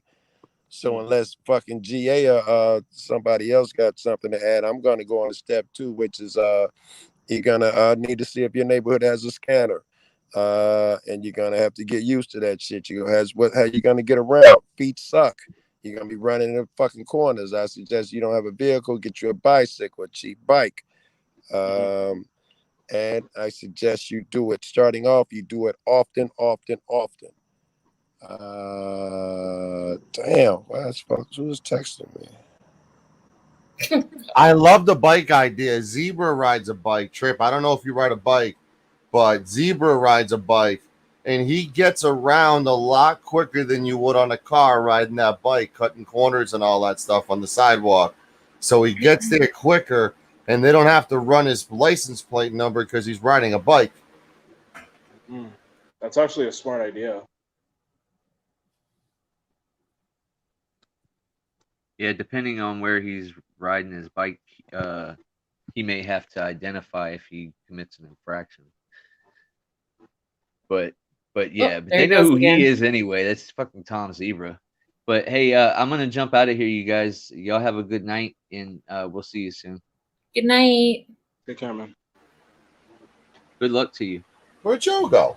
Thank you. Oh, he'll be back. He just dropped out again. This is a kooky night. The first night we have Trippy on panel, and it's a kooky fucking night. Jesus. Oh no. Oh man, what else is on your guys' mind tonight before we wrap up?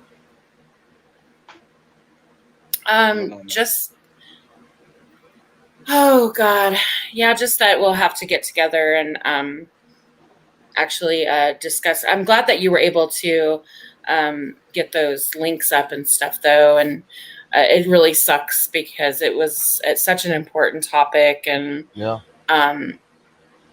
In general, and I know we're going to touch on it in more in depth. But I know that there's a lot of people that were looking forward to that stream. In fact, I was kind of telling everyone about it, to come in. So there are women and men out there who really wanted to discuss it, and it's unfortunate that happened. Yeah. But I can say this, if you are a victim, if you are recovering from trauma, from a sexual assault or domestic violence, there is help out there. And I know that sometimes you may be, if you're one of these people that are afraid to come forward because of a fear of not being believed, or the fear of being retaliated against, or the fear of the fact that you blame yourself, which happens a lot. Because as a victim, you blame, you look back on the situation and you try to figure out what you did to deserve it. And there's nothing that you did to deserve that. Absolutely nothing. But admitting to yourself first that there is help out there, and asking for that help. You don't have to go to the police. You don't have to tell anyone. But there's a phone number. There's resources out there that are very confidential. And even if it's just somebody, a stranger that you could talk to and vent to, they're out there. And it's tough for me because I haven't talked about this. You haven't heard me because it's so fucking touchy.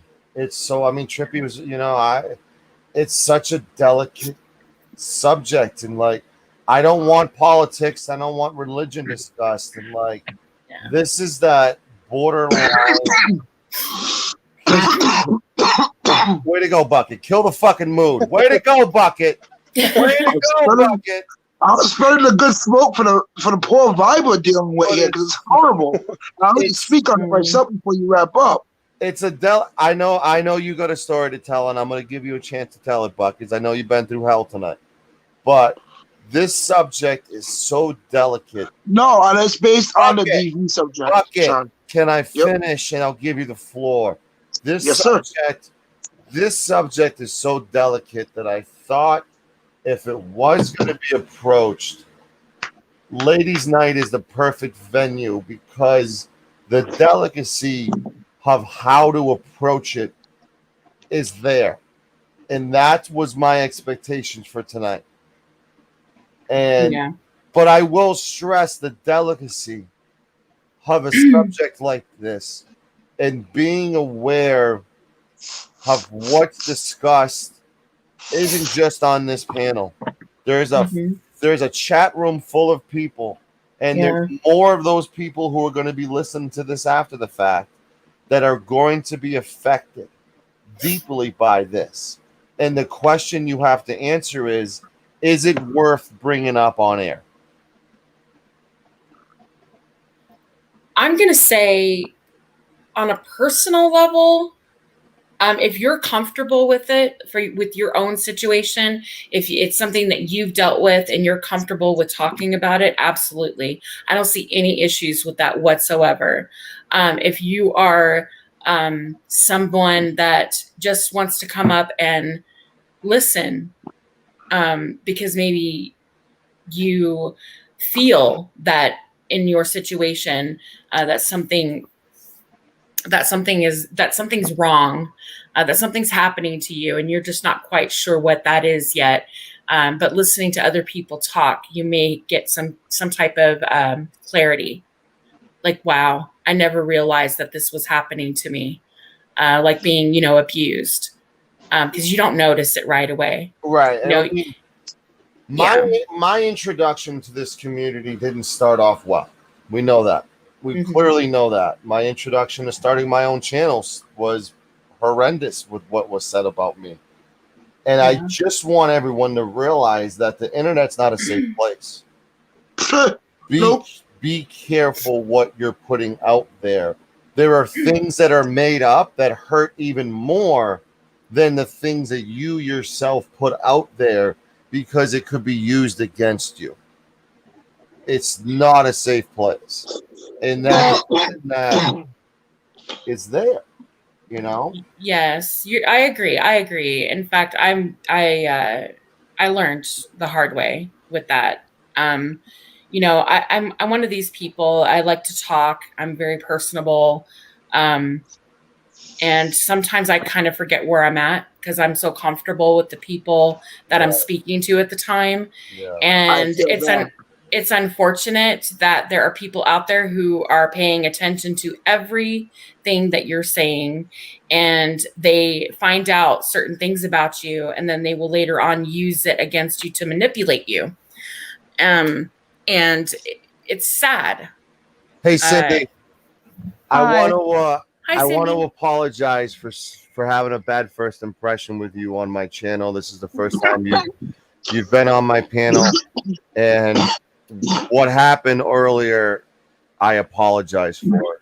And Well, you keep talking about your core group, and I know I'm not part of your core group, but I wanted to put my input in if I'm okay. But what you core keep talking. group? I don't know. You keep talking about your core group wasn't there. Well, the Ladies' Night core group, which is Golden Eyes, we got Peachy, Nevaeh, Teresa, those four. Yeah. That was because they've hosted every week, so that's why I call them a core group. Okay. But it's open to all women. Yeah, every yeah. women. It's just Bucket Eye and Trip can't go on because we're not women, but we want more women on, which is why tonight I allowed D-Ban on because I wanted to give her an opportunity, and I was a dumb fuck for doing so, you know. So, but I just think the way you were treated wasn't right. And Oh well, I'm my used. guy, you're annoying the fuck out of me with the coffin. I gotta put him backstage. Not that I'm out of weed and I'm hating on him right now. Why don't That you just might be hard. mute? He just got to mute when he's hitting the bong. That's why I don't hit bongs. It's too hard on my chest. I'm used to D-Band, so it's okay. But it doesn't mean it's okay. It doesn't mean it's okay for you to be treated like that and I'm talked over and disrespected on my channel. I'd rather end the show with 55 people on than have that go on. But can I tell you something? I don't mean to be rude, but I don't agree with you ending the show.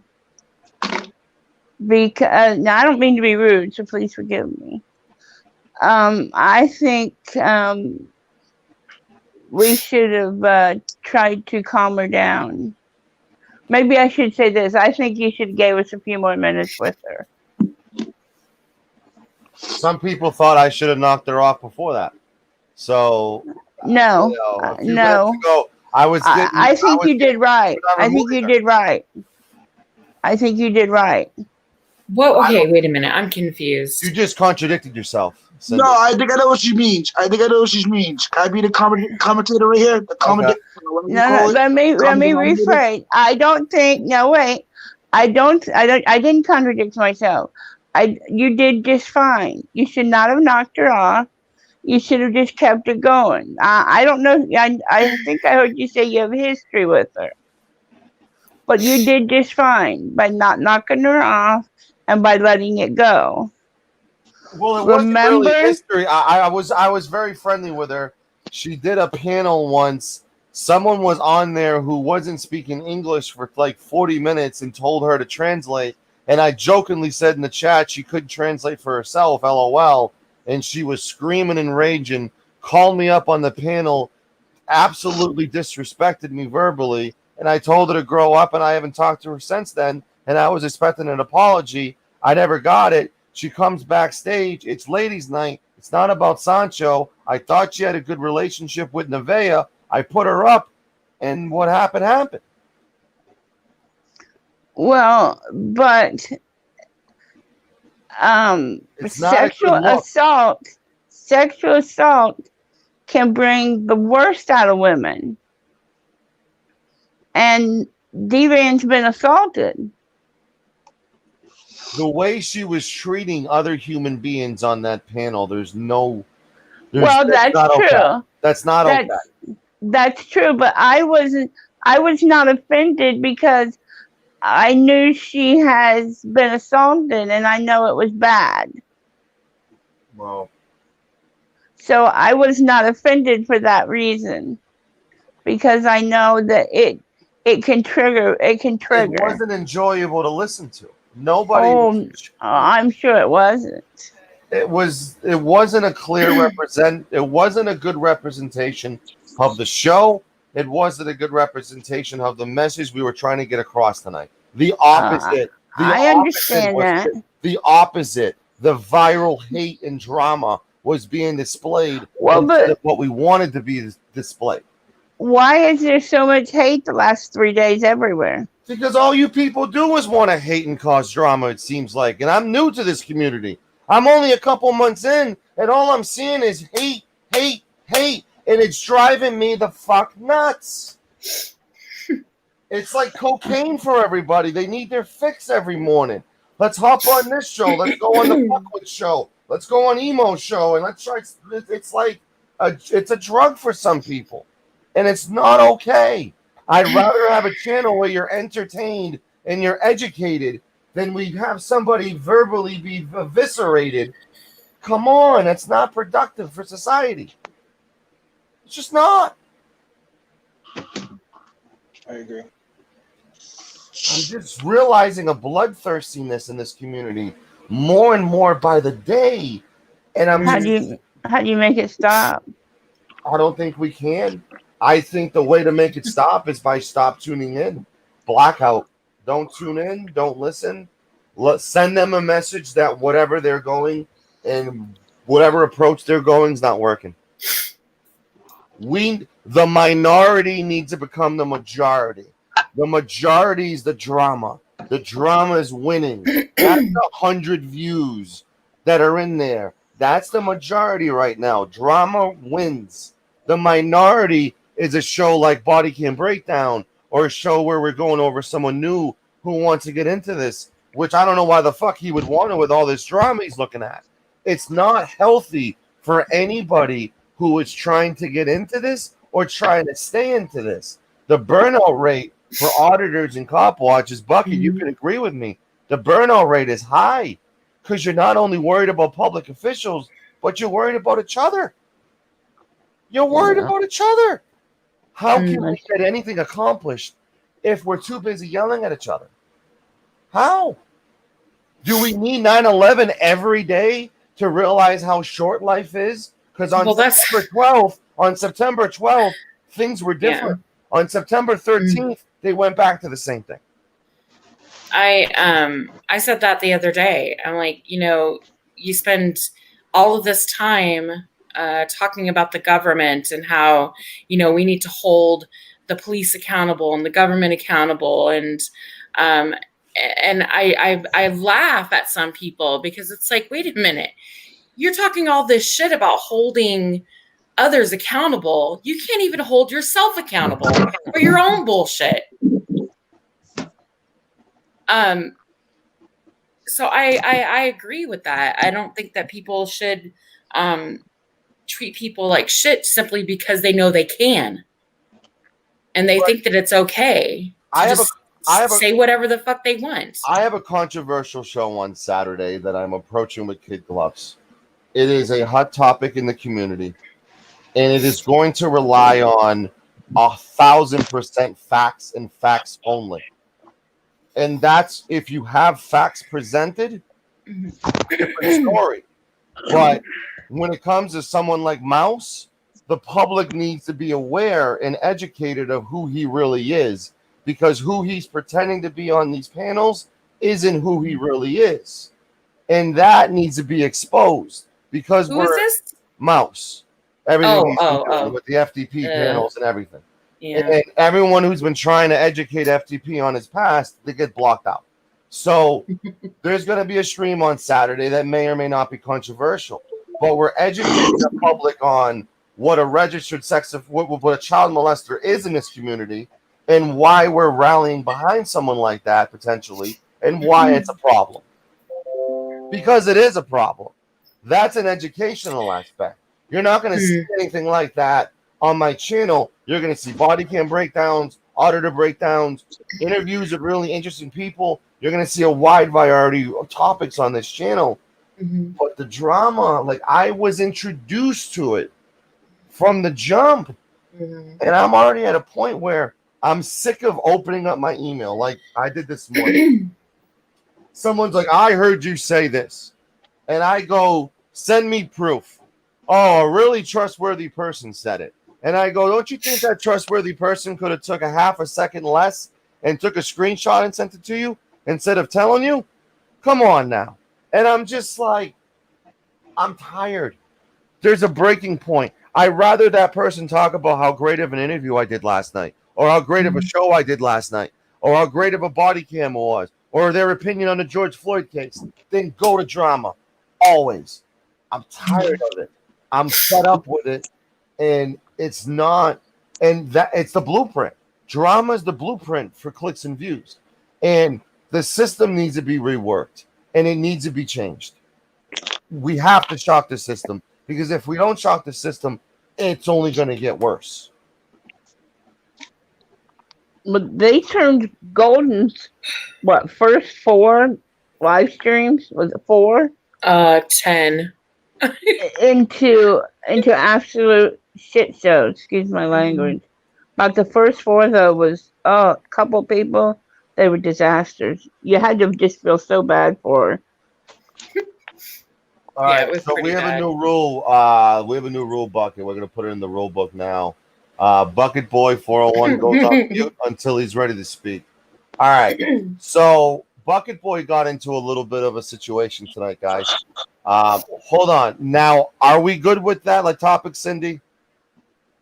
I don't want to. I don't want to move on from it. If you still, still want to talk about it, we can. But no. I'm fine. But just keep in mind, there's somebody on this panel was in a cop car tonight, and that's why we want to change the subject to who on this panel was in a cop car tonight. Not under arrest. But not under arrest. You were still in a cop car, but you weren't under arrest, Bucket. Walk us through timeline from beginning to end. What the fuck happened? I'm putting a video together right now because I got some of it. My phone was only at 16% when this all started to go down. But initially, I went to get on a bus in downtown Pawtucket, right in the bus terminal, downtown Pawtucket, the main heart of the bus terminal in downtown Pawtucket. And the R line came, which is the direct line to downtown Pawtucket, to downtown Providence, out to Broad Street, Cranston, Rhode Island City line. But it's the express route of RIPTA. That's why they call it the R line. It's RIPTA's direct line through your main areas of the city. And the bus driver decided to start driving off without even opening the door for me. So I did, and I admitted to it, to the officer, of being guilty of a disorderly conduct charge of stopping a vehicle in traffic because he tried pulling off without letting me even explain to him anything. Then I get on the bus. He says, I show him the chief legal note. Open it up and everything, and I showed it to him. This note right here says I can ride the bus without a mask. He kept saying, where's your mask? I'm not letting you on without a mask. So I showed him the chief legal note. And I believe I got that part on video. And he goes, well, where's your doctor's note? I said, I don't have to show you that because it's a HIPAA violation. He decides to give me an issue. Video got cut off after that. Shortly after, I still had like maybe 13%, maybe 14, the most. The cop showed up.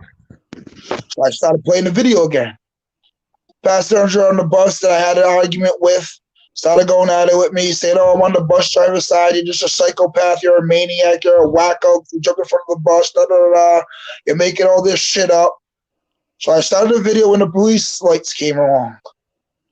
They came on the bus. They told me, listen, We understand where you're coming from. We understand why you did what you did. It was Officer Malloy. Now, Officer Malloy, guys, we all know is the one that made you the walk of shame because he came to my house and he's smoking marijuana. And I told him when I got off the bus, I said, listen, am I being under arrest? My viewers want to know. He said, no, as of right now, you're not. So I got that from Officer Duckets or Juckets or something like that. He said it's like Pawtucket with a J or a D. So, anyways, I got both Malloy in his badge number and name, but not the Officer Duckets or Juckets passenger because he was already in the car, shut the door, and didn't even want to search me. He made his driver search me. So I had to send to a search. And right before I could send to a search, I said, listen, guys, I'm being placed in the back of a cop car to be transported to Kennedy Plaza by Pawtucket police. They're doing their job respectfully, diligently, da-da-da-da. And they're going to search me and put me in a vehicle. In the meantime, I was already saying I do have weed in a bowl in my pocket, but I have a license. Officer Malloy goes, he's legit. I know he has his license, so just leave the weed alone. We're not worried about that. Da-da-da-da. And then I get into the back of the cop car. Now, in the back of the cop car, I do a sneaky video. As Sancho could see, it was very, discreet and shitty because of how discreet I was trying to Let be. me walk you through this. I get a video like 2 hours ago of Bucket walking through the park and goes, hey, you remember you told me if it walks like a duck and quacks like a duck, it's a duck? And I'm hearing ducks in the background. And he yells, well, it's a bunch of ducks. And he starts laughing. An hour later, he sends me a message. I'm in the back of a cop car, but I'm not arrested. And he sends me a video of him in the back of a cop car. And I'm like, what the fuck is going on? Yep. So keep going. So you're in the back of a cop. Beautiful up until this point. So they essentially transported you to Providence bus stop and let you on your way. Yep. Were you close at all to getting arrested tonight? Yes, because I stopped the bus from moving. I stopped the bus from moving. Hold on. So you got in front of a bus? Yes, because he started driving off, or I took the pull away from the sidewalk and not let me on, or even open the door so I can explain to him about why I'm not wearing a mask. You do realize if the bus moves forward, you're going to go under the bus. Yes, I did, but that's why I kind of waited till he started pulling off, so he had time to hit the brakes, and he did. The bus barely even moved. Was it like a Wild West duel, like whoever's going to flinch first, and hopefully you don't get ran over by a bus tonight? That's exactly what I was doing. Trippy? I'm sick and tired of them pulling their shit. I'm sick and tired of them pulling their shit. And I told the cop that. I said to the cop, I said, yes, I did break the law. Yes, I did cause 11 whatever A.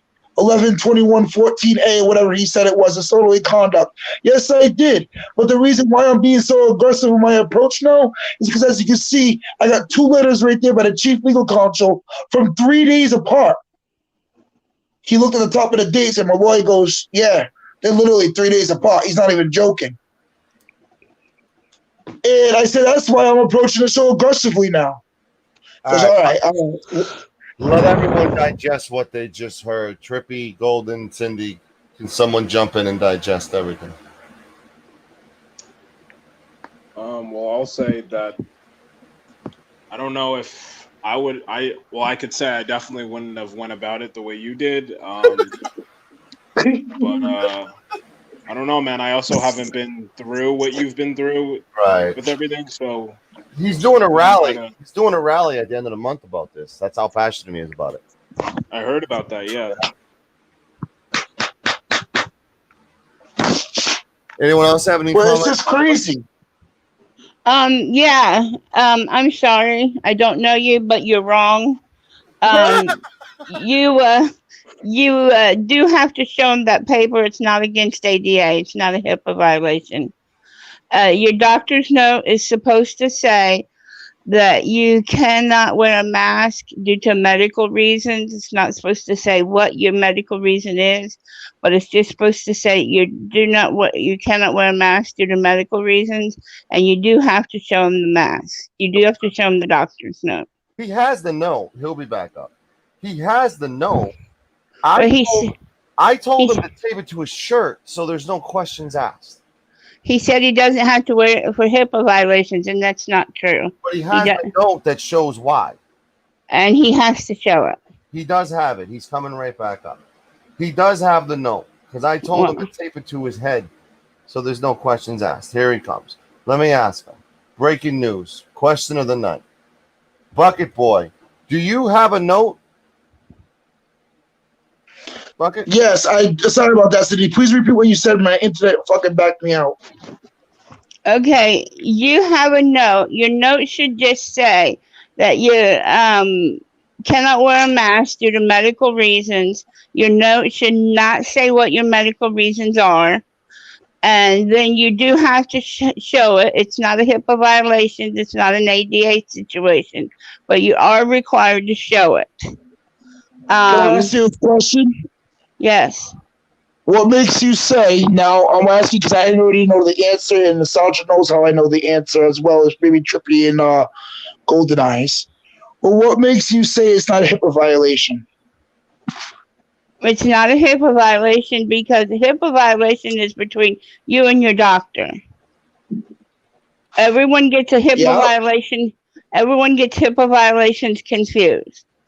A HIPAA violation between... When I got the DOH, the Department of Health, and the Rhode Island Commission of Human Rights, both stated to me I don't have to show a doctor's note because it is a HIPAA violation. What do you say about that? No, it's not. And the reason is, if you'll ask about that, is if those notes are used to keep you from wearing a mask. If those notes weren't for wearing a mask, then they wouldn't tell you that. They would just say, well, whoever wants to claim they have a health problem just don't have to wear it, and we'd all claim we have a health problem. That's why you have to. That's what basically the investigator of the Department of Health said. It's not for the person to know because the fact is that I HIPAA certified.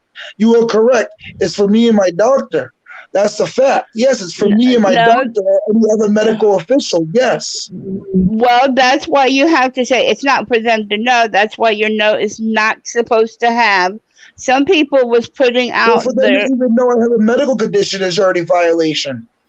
No, some people was writing on their note the reason, and that's why they put out there not to put the reason on, because then you was releasing information. That's why they were saying. What about the 2 letters I got from the chief legal department stating I don't have to show paperwork and that I am medically exempt and that they can't refuse me service?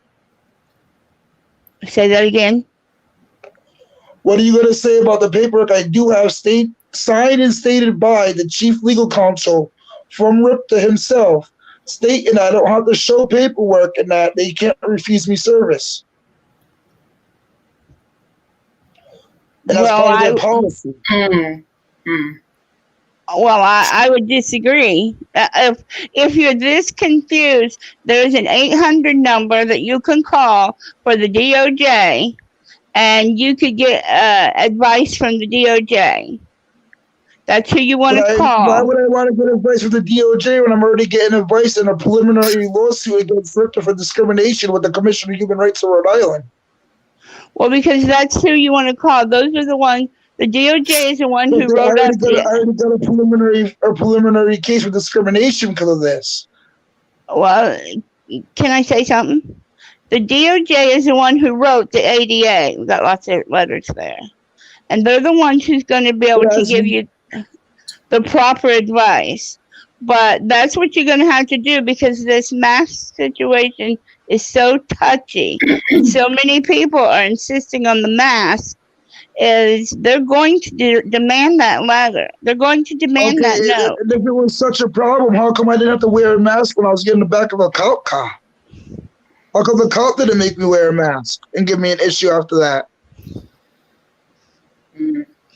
Because it was the cops. It wasn't a private company. I'm sorry. That's just the way it. Well, I don't know what state you're in. I don't know what state you're in, but that's. Rhode Island, RI, the smallest state in the country. I was gonna say it goes by state, doesn't it? Yes. Yes, a lot of times. Yeah. But for the ADA, they're just going to tell you, just like when you go, I don't know if you have a service dog. Directed me to the ACLU, and then the ACLU directed me to the Commission of Human Rights. Okay. You can just keep trying and see what they do with you. Because if they didn't want you to show the note, why did they tell you to get the note? I don't have to have the note. I got the note for the fact that I'm a freelance journalist at the same time. So it's for my job's sake as well. I would just keep it in your pocket and see how much see if you need it at any point. Pocket. It's always in my pocket along with the chief legal counsel letters. You know, just keep it in your pocket and see how much, if you have any more trouble. But that's always in my pocket. And it's just when I show them the letter from their chief legal counsel, they still deny it. Hey, Bucket, I have a question. Go ahead, Trippy. So, you said you have a letter that exempts you from wearing a mask. Now, can you actually not wear a mask, or is it something where you're like, I don't have to wear one, so I'm when I was wearing a mask back at work and in public due to the heat, I was having asthma attacks. Okay. More so than I ever was without the damn thing and while I was smoking. So if you guys want to get on me that I smoke too, I got a medical license to smoke marijuana, not cigarettes, of course. Cigarettes are a bad habit. Nobody's getting on you. You're at a safe place. You know that, Bucket. No, I'm just saying though in general in the chat too and whatnot, because it's been asked. It's been brought up. But it's just the fact of the matter is what they're doing to give me a headache on how I have to live is ridiculous. I can't go food shopping. I can't go I can't go do my laundry. I can't go buy house stuff. I can't do nothing. Why? Because RIPTA, Rhode Island Public Transit Authority, is my only forms and means of transportation. And they're not even following their own policy right now. But you could if you would just show them the note. I showed them the note from their chief legal counsel. That should be enough. Still refuse him after showing the note, Cindy. That's why he's doing a rally. They're disregarding the note. They think the note's toilet paper, and they're still not letting him on the bus. And they're either attempting to run him over or they're leaving without him. That's the issue, Cindy. I thought he said he's shown them some legal paper. He's not shown them the doctor's note. Doctor's note, they show him. He's shown legal and doctor's note, and they still refuse him because he's not wearing a mask, even though he has multiple notes. Why?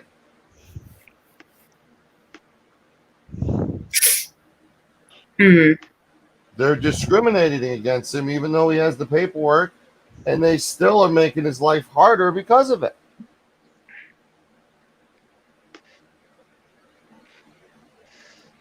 Yeah, it's a retaliation thing, maybe.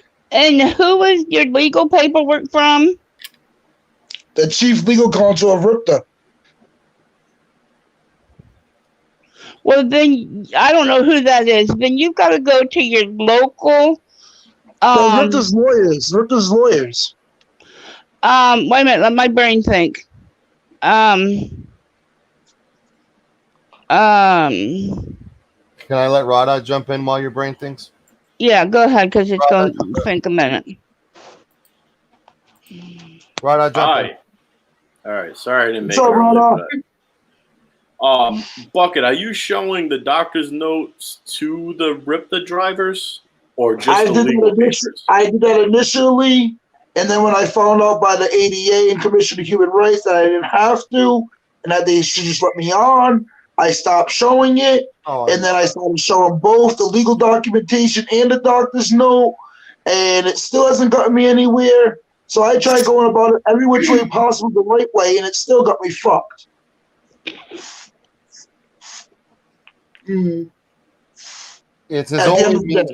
Like I'm gonna work on getting him a bike or one of those mopeds, Well, he's got severe asthma, like he says he can't even ride a bike if he can't wear a mask. I'll put a motor on it, yeah. He wants to put a motor on it. I have asthma. I've had it my entire life, and for the most part, it was hell for me until about 20 years ago. I found a really great maintenance medication that actually worked for me. And that's what you have to do. You have to find what works for you. But I have to say something, and I know you're going to freaking kick me. And I know I would never kick you, Golden Eyes. I know that I know a lot of people might get mad at me for saying this, but I don't know what doctor you have, but there is nothing that you could smoke ever that would be good for you. Not even weed. Oh my God. Trippy, Trippy, take this. Trippy, you go first, Trippy. No, asthma. No, with asthma, it doesn't matter what it is. Oh, with asthma, you're saying? Yeah, Oh, I thought you asthma, meant in general. I'm sorry. That's why I said. That's why I was saying earlier, Golden Eyes. I understand it may not be good for the asthma sake, but the reason why I smoke weed, yes, the cigarettes are a bad habit that I grew up with around my family and whatnot. Well, weed's not any better.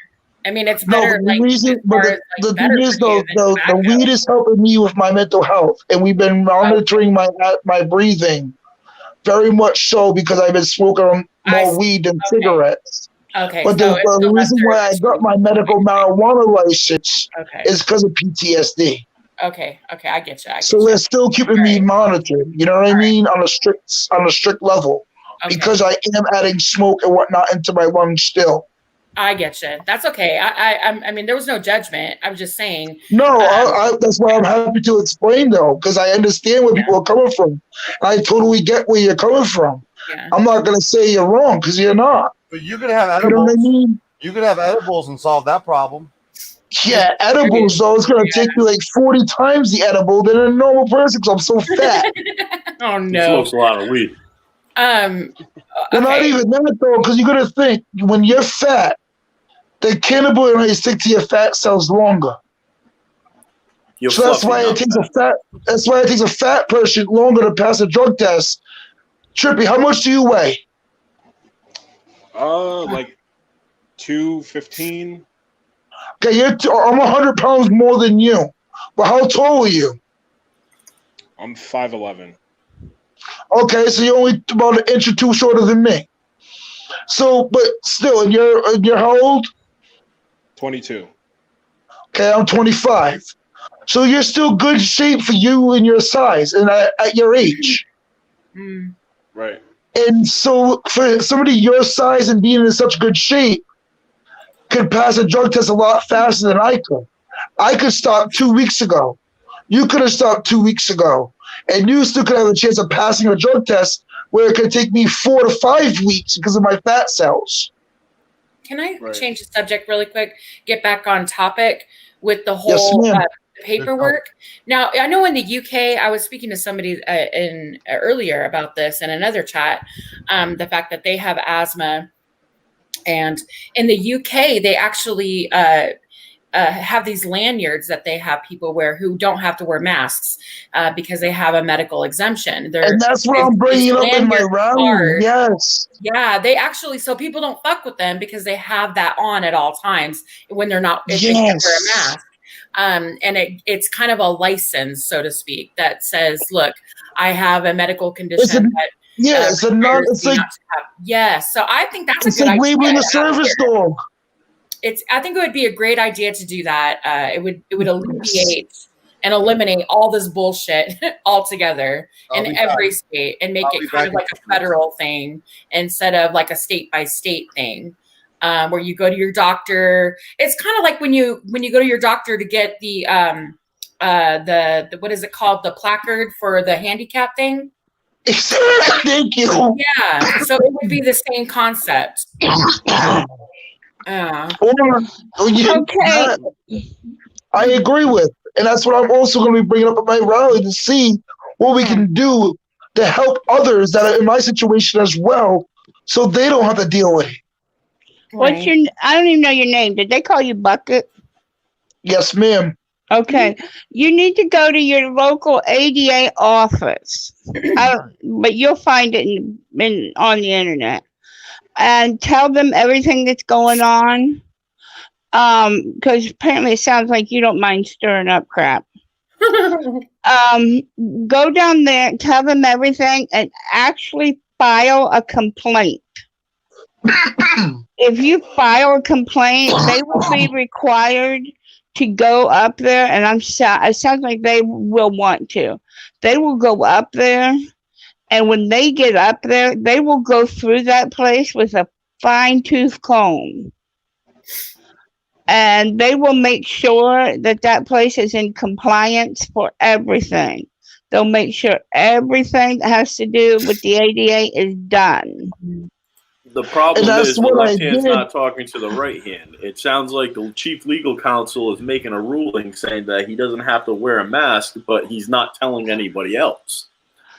But once he files a complaint... When I went to the ADA to file the complaint, they told me to file the complaint with the ACLU. I went to the ACLU, they directed me to the Commissioner of Human Rights. But has anybody been straight to them?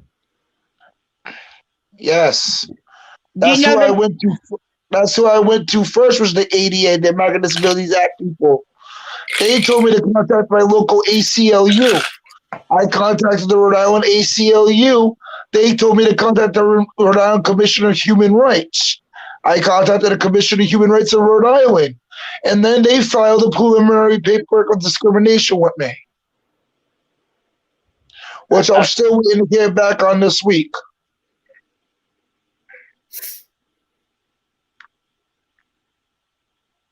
So when they come to you and when you go to ride the bus, they open the door and you don't have a mask on, and they say, "Where's your mask, sir?"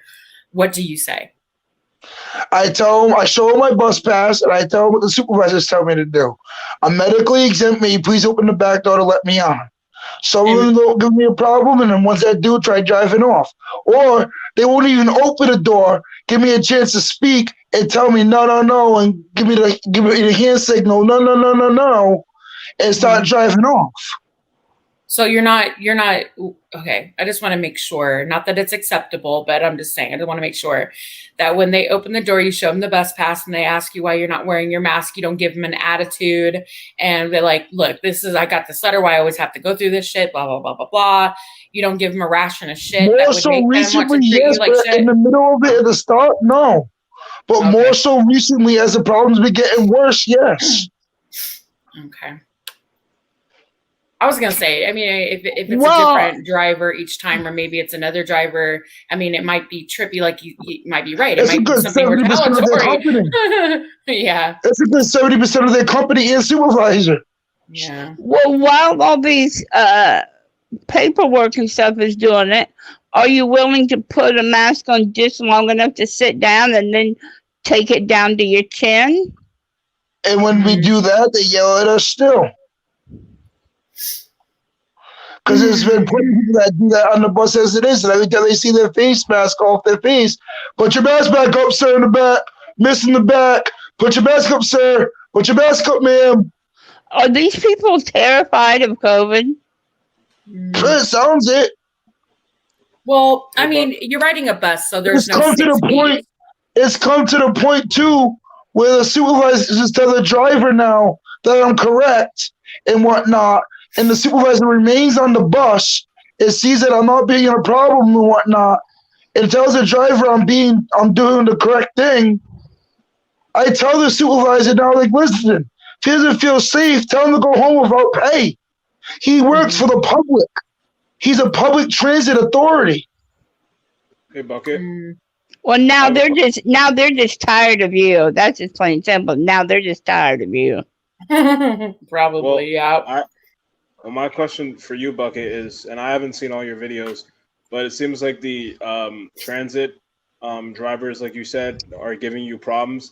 How many, like, have you filmed them before? And because it sounds like, I want to say I got like 3 or 4 videos up right now on Ripta. Yes. it seems like retaliation. I'm gonna be 100% honest with you. That's my opinion. And they've been giving me issue. My mom and dad, if I was still talking to them, could even say, because they tried to terminate. Yes, in the past, when I got arrested in Providence because a cop was calling me, and I had it on video. I didn't put it up on YouTube because I wasn't doing a YouTube channel or not at the time. But a cop was being enticeful and called me the homeless bum of Providence. Oh, look at it, Brandon Hung, the homeless bum.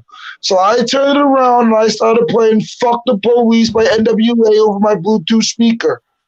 Started jamming out to it lyric by lyric. Ended up flipping them off from across the street and jamming out to the lyrics and whatnot and dancing. He comes over to me and arrests me for disorderly conduct. I went up and took the charge. Fought it in court, didn't win, so I fucking took the 1-year filing. Once that was over with, it was wiped off my record. And in the meantime, though, when they arrested me for that, they found my bus pass in my pocket and tried terminating me from the program I'm in, RIPTA, and telling me I can't ever get a bus pass to RIPTA ever again unless I pay for a monthly. Oh, yeah. And I'm no longer allowed to be part of that program. My lawyer, in the meantime, when I was fighting the charge and ended up signing off on a filing instead of doing time or probation on it, and we got it down to a filing eventually, went to RIPTA himself with me and said, you can't be terminating him from this program because of what's going on with the police. It had nothing to do with you guys. Or because he started when he got off a bus doesn't mean it had anything to do with RIPTA to begin with when it didn't. And the video he showed in court proved it. Had nothing to do with RIPTA. So why are you terminating him from the program that he was part of for a bus pass? I have a question. Someone in the chat had mentioned your videos clearly show that you're treating the drivers like shit, basically, and that's why they try to leave you behind. And like I tell everybody, and I'm going to say, like I say it to the supervisors, the legal department, the Commission of Human Rights, the ADA, my lawyer, and everybody, I'm not a problem until they give me a problem about being medically exempt and make me become the problem because they wanted to give me a problem against their policy. So I become a problem, yes, and I start mouthing off and I start standing my ground. Fuck it, is it the same bus driver? It's multiple. Or is it? It's multiple, yeah. See, that's the problem, is that you're always getting multiple bus drivers. Nobody's talking to them, telling them, hey, listen, this is the way it's supposed to be, and stop arguing. Until a supervisor comes on the bus and tells them, listen, I got a video on the bus when I was standing my ground, popped it off at the bus driver. The supervisor comes up on the bus with his hands up in the air. Oh, everything's all set. I'm sorry. Okay, I'm done. Hold no on. problem, boss. Have a good day. I have another question, Bucket, and I'm not attacking you, so please don't make it. No. That way. I just have some questions. Okay, so is it just you? I know you have a channel and people in your area follow you. So is anybody else coming forward and saying this is happening to them as well? Or is this just happening to you? Do you think you're being singled out? No, I don't think I'm being singled out, but I don't think everybody else is making it as much of an awareness as I am. And that's why I want to also host a rally to see what else I can bring out an awareness of the 88 issues in Rhode Island. So this is happening to other people besides yourself? Exactly, yes. And in Rhode Island, too, it's not just happening to people physically or mentally either. So it's also happening to people, I'm going to put it this way, too. A disability is not just physical or mental either. I'm going to say this. A disability is also financial disability. Why? Because the cost of living in the state of Rhode Island and much of other places in this country are so high that minimum wage is not even enough to afford a one-bedroom or studio apartment in most states, and especially in Rhode Island. So if you're even struggling with housing, that's a disability. If you're struggling with something physically because of a housing situation, or your housing that you're in doesn't have a certain handicap accessibility you need, or something like that, that's a disability issue. You're having a problem with an organization because of a disability. That's an issue to bring awareness to. Mm-hmm. So you said you're going to have a rally regarding this. Now, have you have you gotten out there with other people trying to get like some type of petition signed by other people who are experiencing this as well? Or are you just trying to like do this like the Lone Ranger? I've been not trying to do it as a Lone Ranger. I've reached out to different people to help me put it out there. But I'm hoping that, because I also got a press conference I'm doing on a radio podcast. Also for my rally, I was able to clinch a 10-minute spot on 990 WBOB, the Rotunda from Scott Rotundo. I was just on him about a month ago for another thing. But I also got that coming up to bring awareness, and I'm hoping by me bringing more and more awareness through Facebook and the flyer I got coming out, hopefully by the end of this week, middle of this week, that it would show that there's somebody else having an issue, and let's go to it instead of trying to just catch people and try to bring them in and blow up their spot, try by getting the sign like a petition or something. Let them see on their own and come on their own is what I'm hoping that I can accomplish.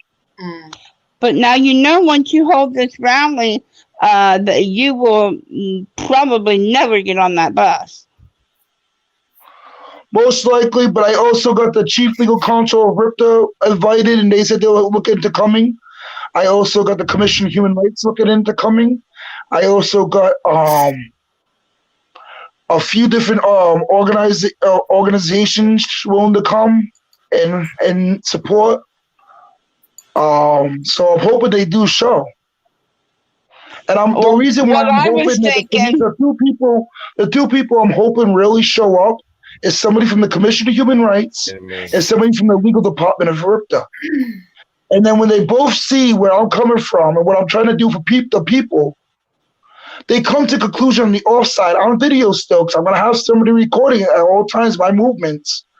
And I'm going to catch them on video. I'm hoping we come together on the sidewalk or in the area of the rally with the Commission of Human Rights, myself, and the person recording, and the person from RIPTA's legal department or from RIPTA's representative in general, and come to some type of conclusion and some type of resolvement right there and then.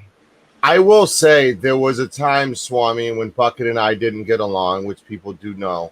And I did watch a couple videos, and he was nothing but polite to those bus drivers. One in particular I could play. He sat there and kept his mouth shut the whole fucking time. He might have been a hudhead initially, but I will be honest with you, and he knows I'm very critical because it comes from a good place. He has been I don't know what happened tonight, but lately he's been very much to the law and pointing things out. And I didn't see him personally attack a bus driver ever in one of those videos. But I'll be honest though, lately I've been getting on them because I'm sick of it. So what's your response? What's your response? Because I went to look up Bucket Boy News, and there's a picture of you wearing a mask from 4 months ago. Why did you? So did you make the transition from not wearing a mask to wearing a mask? Because that was during the trial of me finding out I couldn't wear one. Okay. I think my question. So yes, there was a point where I was trying it. I didn't say off rip I'm not wearing a mask. I was wearing a mask at one point. But then that's when we realized it was affecting me, and then that's when I finally went the route I went with it. Okay. Well, the only reason I said you wouldn't get on the bus is I think you bring an awareness to them that they then would think up reasons not to let you on. Yeah, because they sound like they're vindictive people. Well, and y'all have to take into consideration too that every business has the right to. They have a right not. But they're not a private business. That's the issue. And you also got to realize that, Cindy, his goal is to get things going to the point where if a bus driver refuses him, they get fired. Because it should be a part of their job, and they're not exercising that part of their job. And if they're discriminating, they need to take it serious to the point where I'm not going to break the law. I'm not going to break the law. I'll break my policy. I got to let them on. And they're not doing that right now, and they're getting slapped on the wrist. And that's the problem. Okay, I get that. He's what is this like the city bus? Yes. Yeah. It's a state. Do you not It's a think that state maybe organization. We don't have city buses in Rhode Island. It's Rhode Island. It's a quasi-government agency. Right. Well, it's still Rhode Island Department of Transportation, which is still a public organization.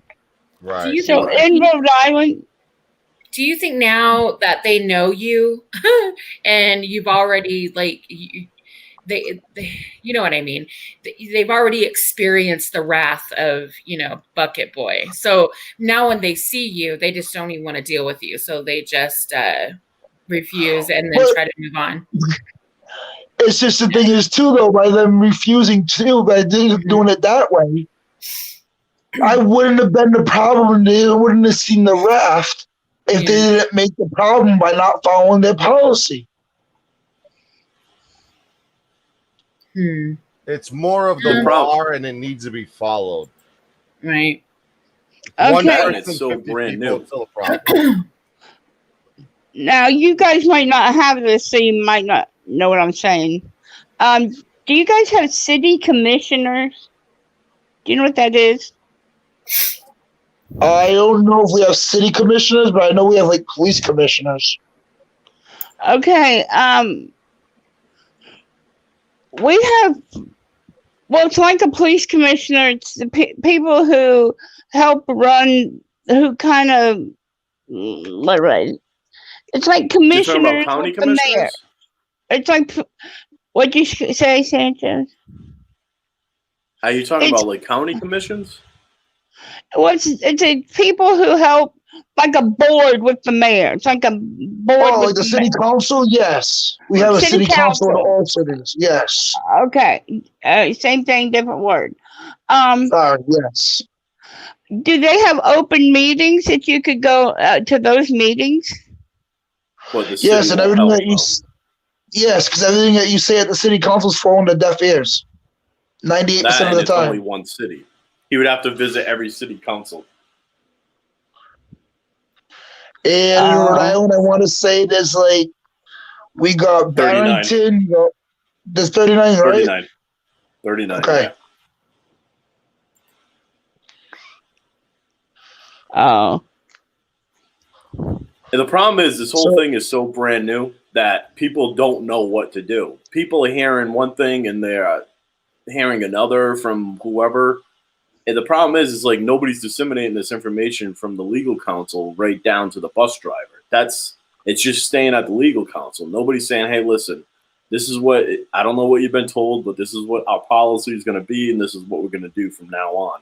This is all brand new. That's why everybody hears, oh, you have to wear a mask, you have to wear a mask, and I don't And it's care, you crazy, need to wear a though, but mask. the letter from the legal department is now almost my initial letter, like my very first one before the second or third day get another one, was almost a month ago.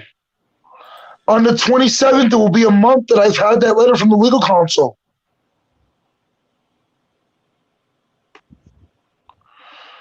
And he keeps saying that he's passing it down, he's passing it down, he's doing his best, he's doing his best. Well, now we're almost at a whole month of having me getting a legal document from you, from the legal department of RIPTA, stating that What I would recommend is that you call up the legal counsel, the paralegal also, and say, listen, this is not working. I need to find something else to do because I'm still getting harassed. I did that on Monday. What are we on, Wednesday? Yeah, I did that Monday morning, and he said that Steve Colatuano, we're on Thursday. Yeah, I did that Monday and Tuesday morning. And he said Steve Colatuano was out for the week, and he was going to talk to the head of security, which I know who he is personally, because that's who me and my lawyer went through when they tried terminating me from a RIPTA program that I was part of. And his name is Jamie. And I still haven't heard back on what's going on. And I got told to stay tuned until Steve gets back from his vacation. So here we are sitting at the end of the week now. And I'm still sitting ducks because the chief legal counsel himself, Steve A. Carlatuano, is out. And the only person that he could go to, paralegal could go to this week was the head of security to let him know what's going on and tell him to tell the supervisors the same thing that the legal department's been telling me. And now I got to wait until Steve comes back on Monday morning. Well, and hopefully you can get a call from Steve on Monday morning. Well, And if you don't, squeaky wheel gets the grease, and just keep on him and just keep calling. Eventually, he'll get sick of you calling and being like, "Listen, I got to deal with this, and I'm going to deal with it today," and then go from there. I called him 6 or 7 times in one day. Then the next day, every violation.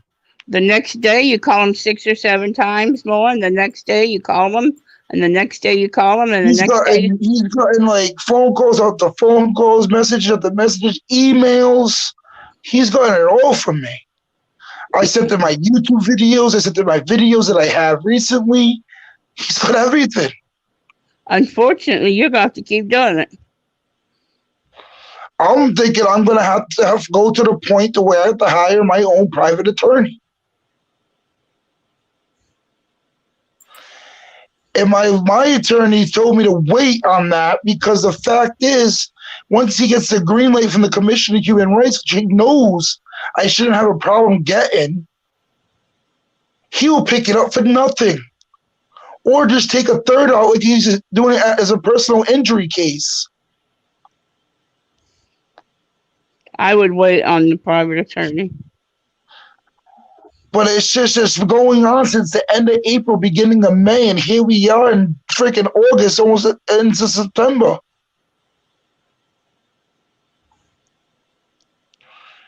And another week and a half. We're in September. Not Sounds even. frustrating. Yep. And it's just, now you go June, July, August. It's going on 4.5 months. It's like, what do I keep doing? And we all know, though, the old bucket boy would have probably already been in jail and not heard of this whole story. And I gotta say, I think personally, going back on my old behaviors, and now, I think I'm managing the situation pretty damn well, even though I do get aggressive at times, verbally. Not to where I'm threatening and all that, but I'll just say with my verbal approach, and when I stand my ground. Because I'm fed up. But I think if this was going back 4, 5, 6 months ago, I don't think this approach would have been here. So I gotta say, too, on my end, I think I've shown, and to myself and my viewers as well. And I think to El Sancho, I'm not speaking for El Sancho, but the way we and El Sancho been connecting lately, after we separated ourselves from who we separated ourselves from and whatnot, and we kind of talked man to man and came to the conclusion, yeah, it was kind of fucked up on both ends. Whether the words "I'm sorry" came out or not, doesn't matter. Look at where El Sancho's motivating me now to push for this rally. And by me doing that and willing to push and keep motivating myself to go on with this rally as well, I personally see a huge change within myself. And I'm just speaking on my behalf. Yeah, no, it sounds like you're doing the right thing, having this rally. He's young, but he's getting mature, and I'm seeing Absolutely.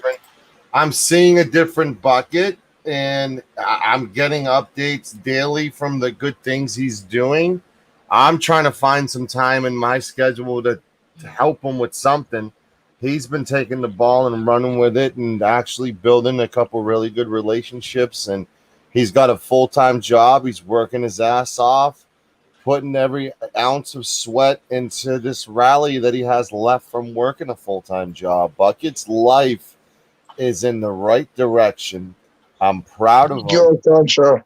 and I'm proud of him. And I like the direction he's going. I look forward to the good things he's gonna do next. And so far, so good, Rada. Yeah, it sounds like he's doing the right thing. I've seen Bucket mature also. I've seen some of his old videos and comparing him to now, he's definitely matured.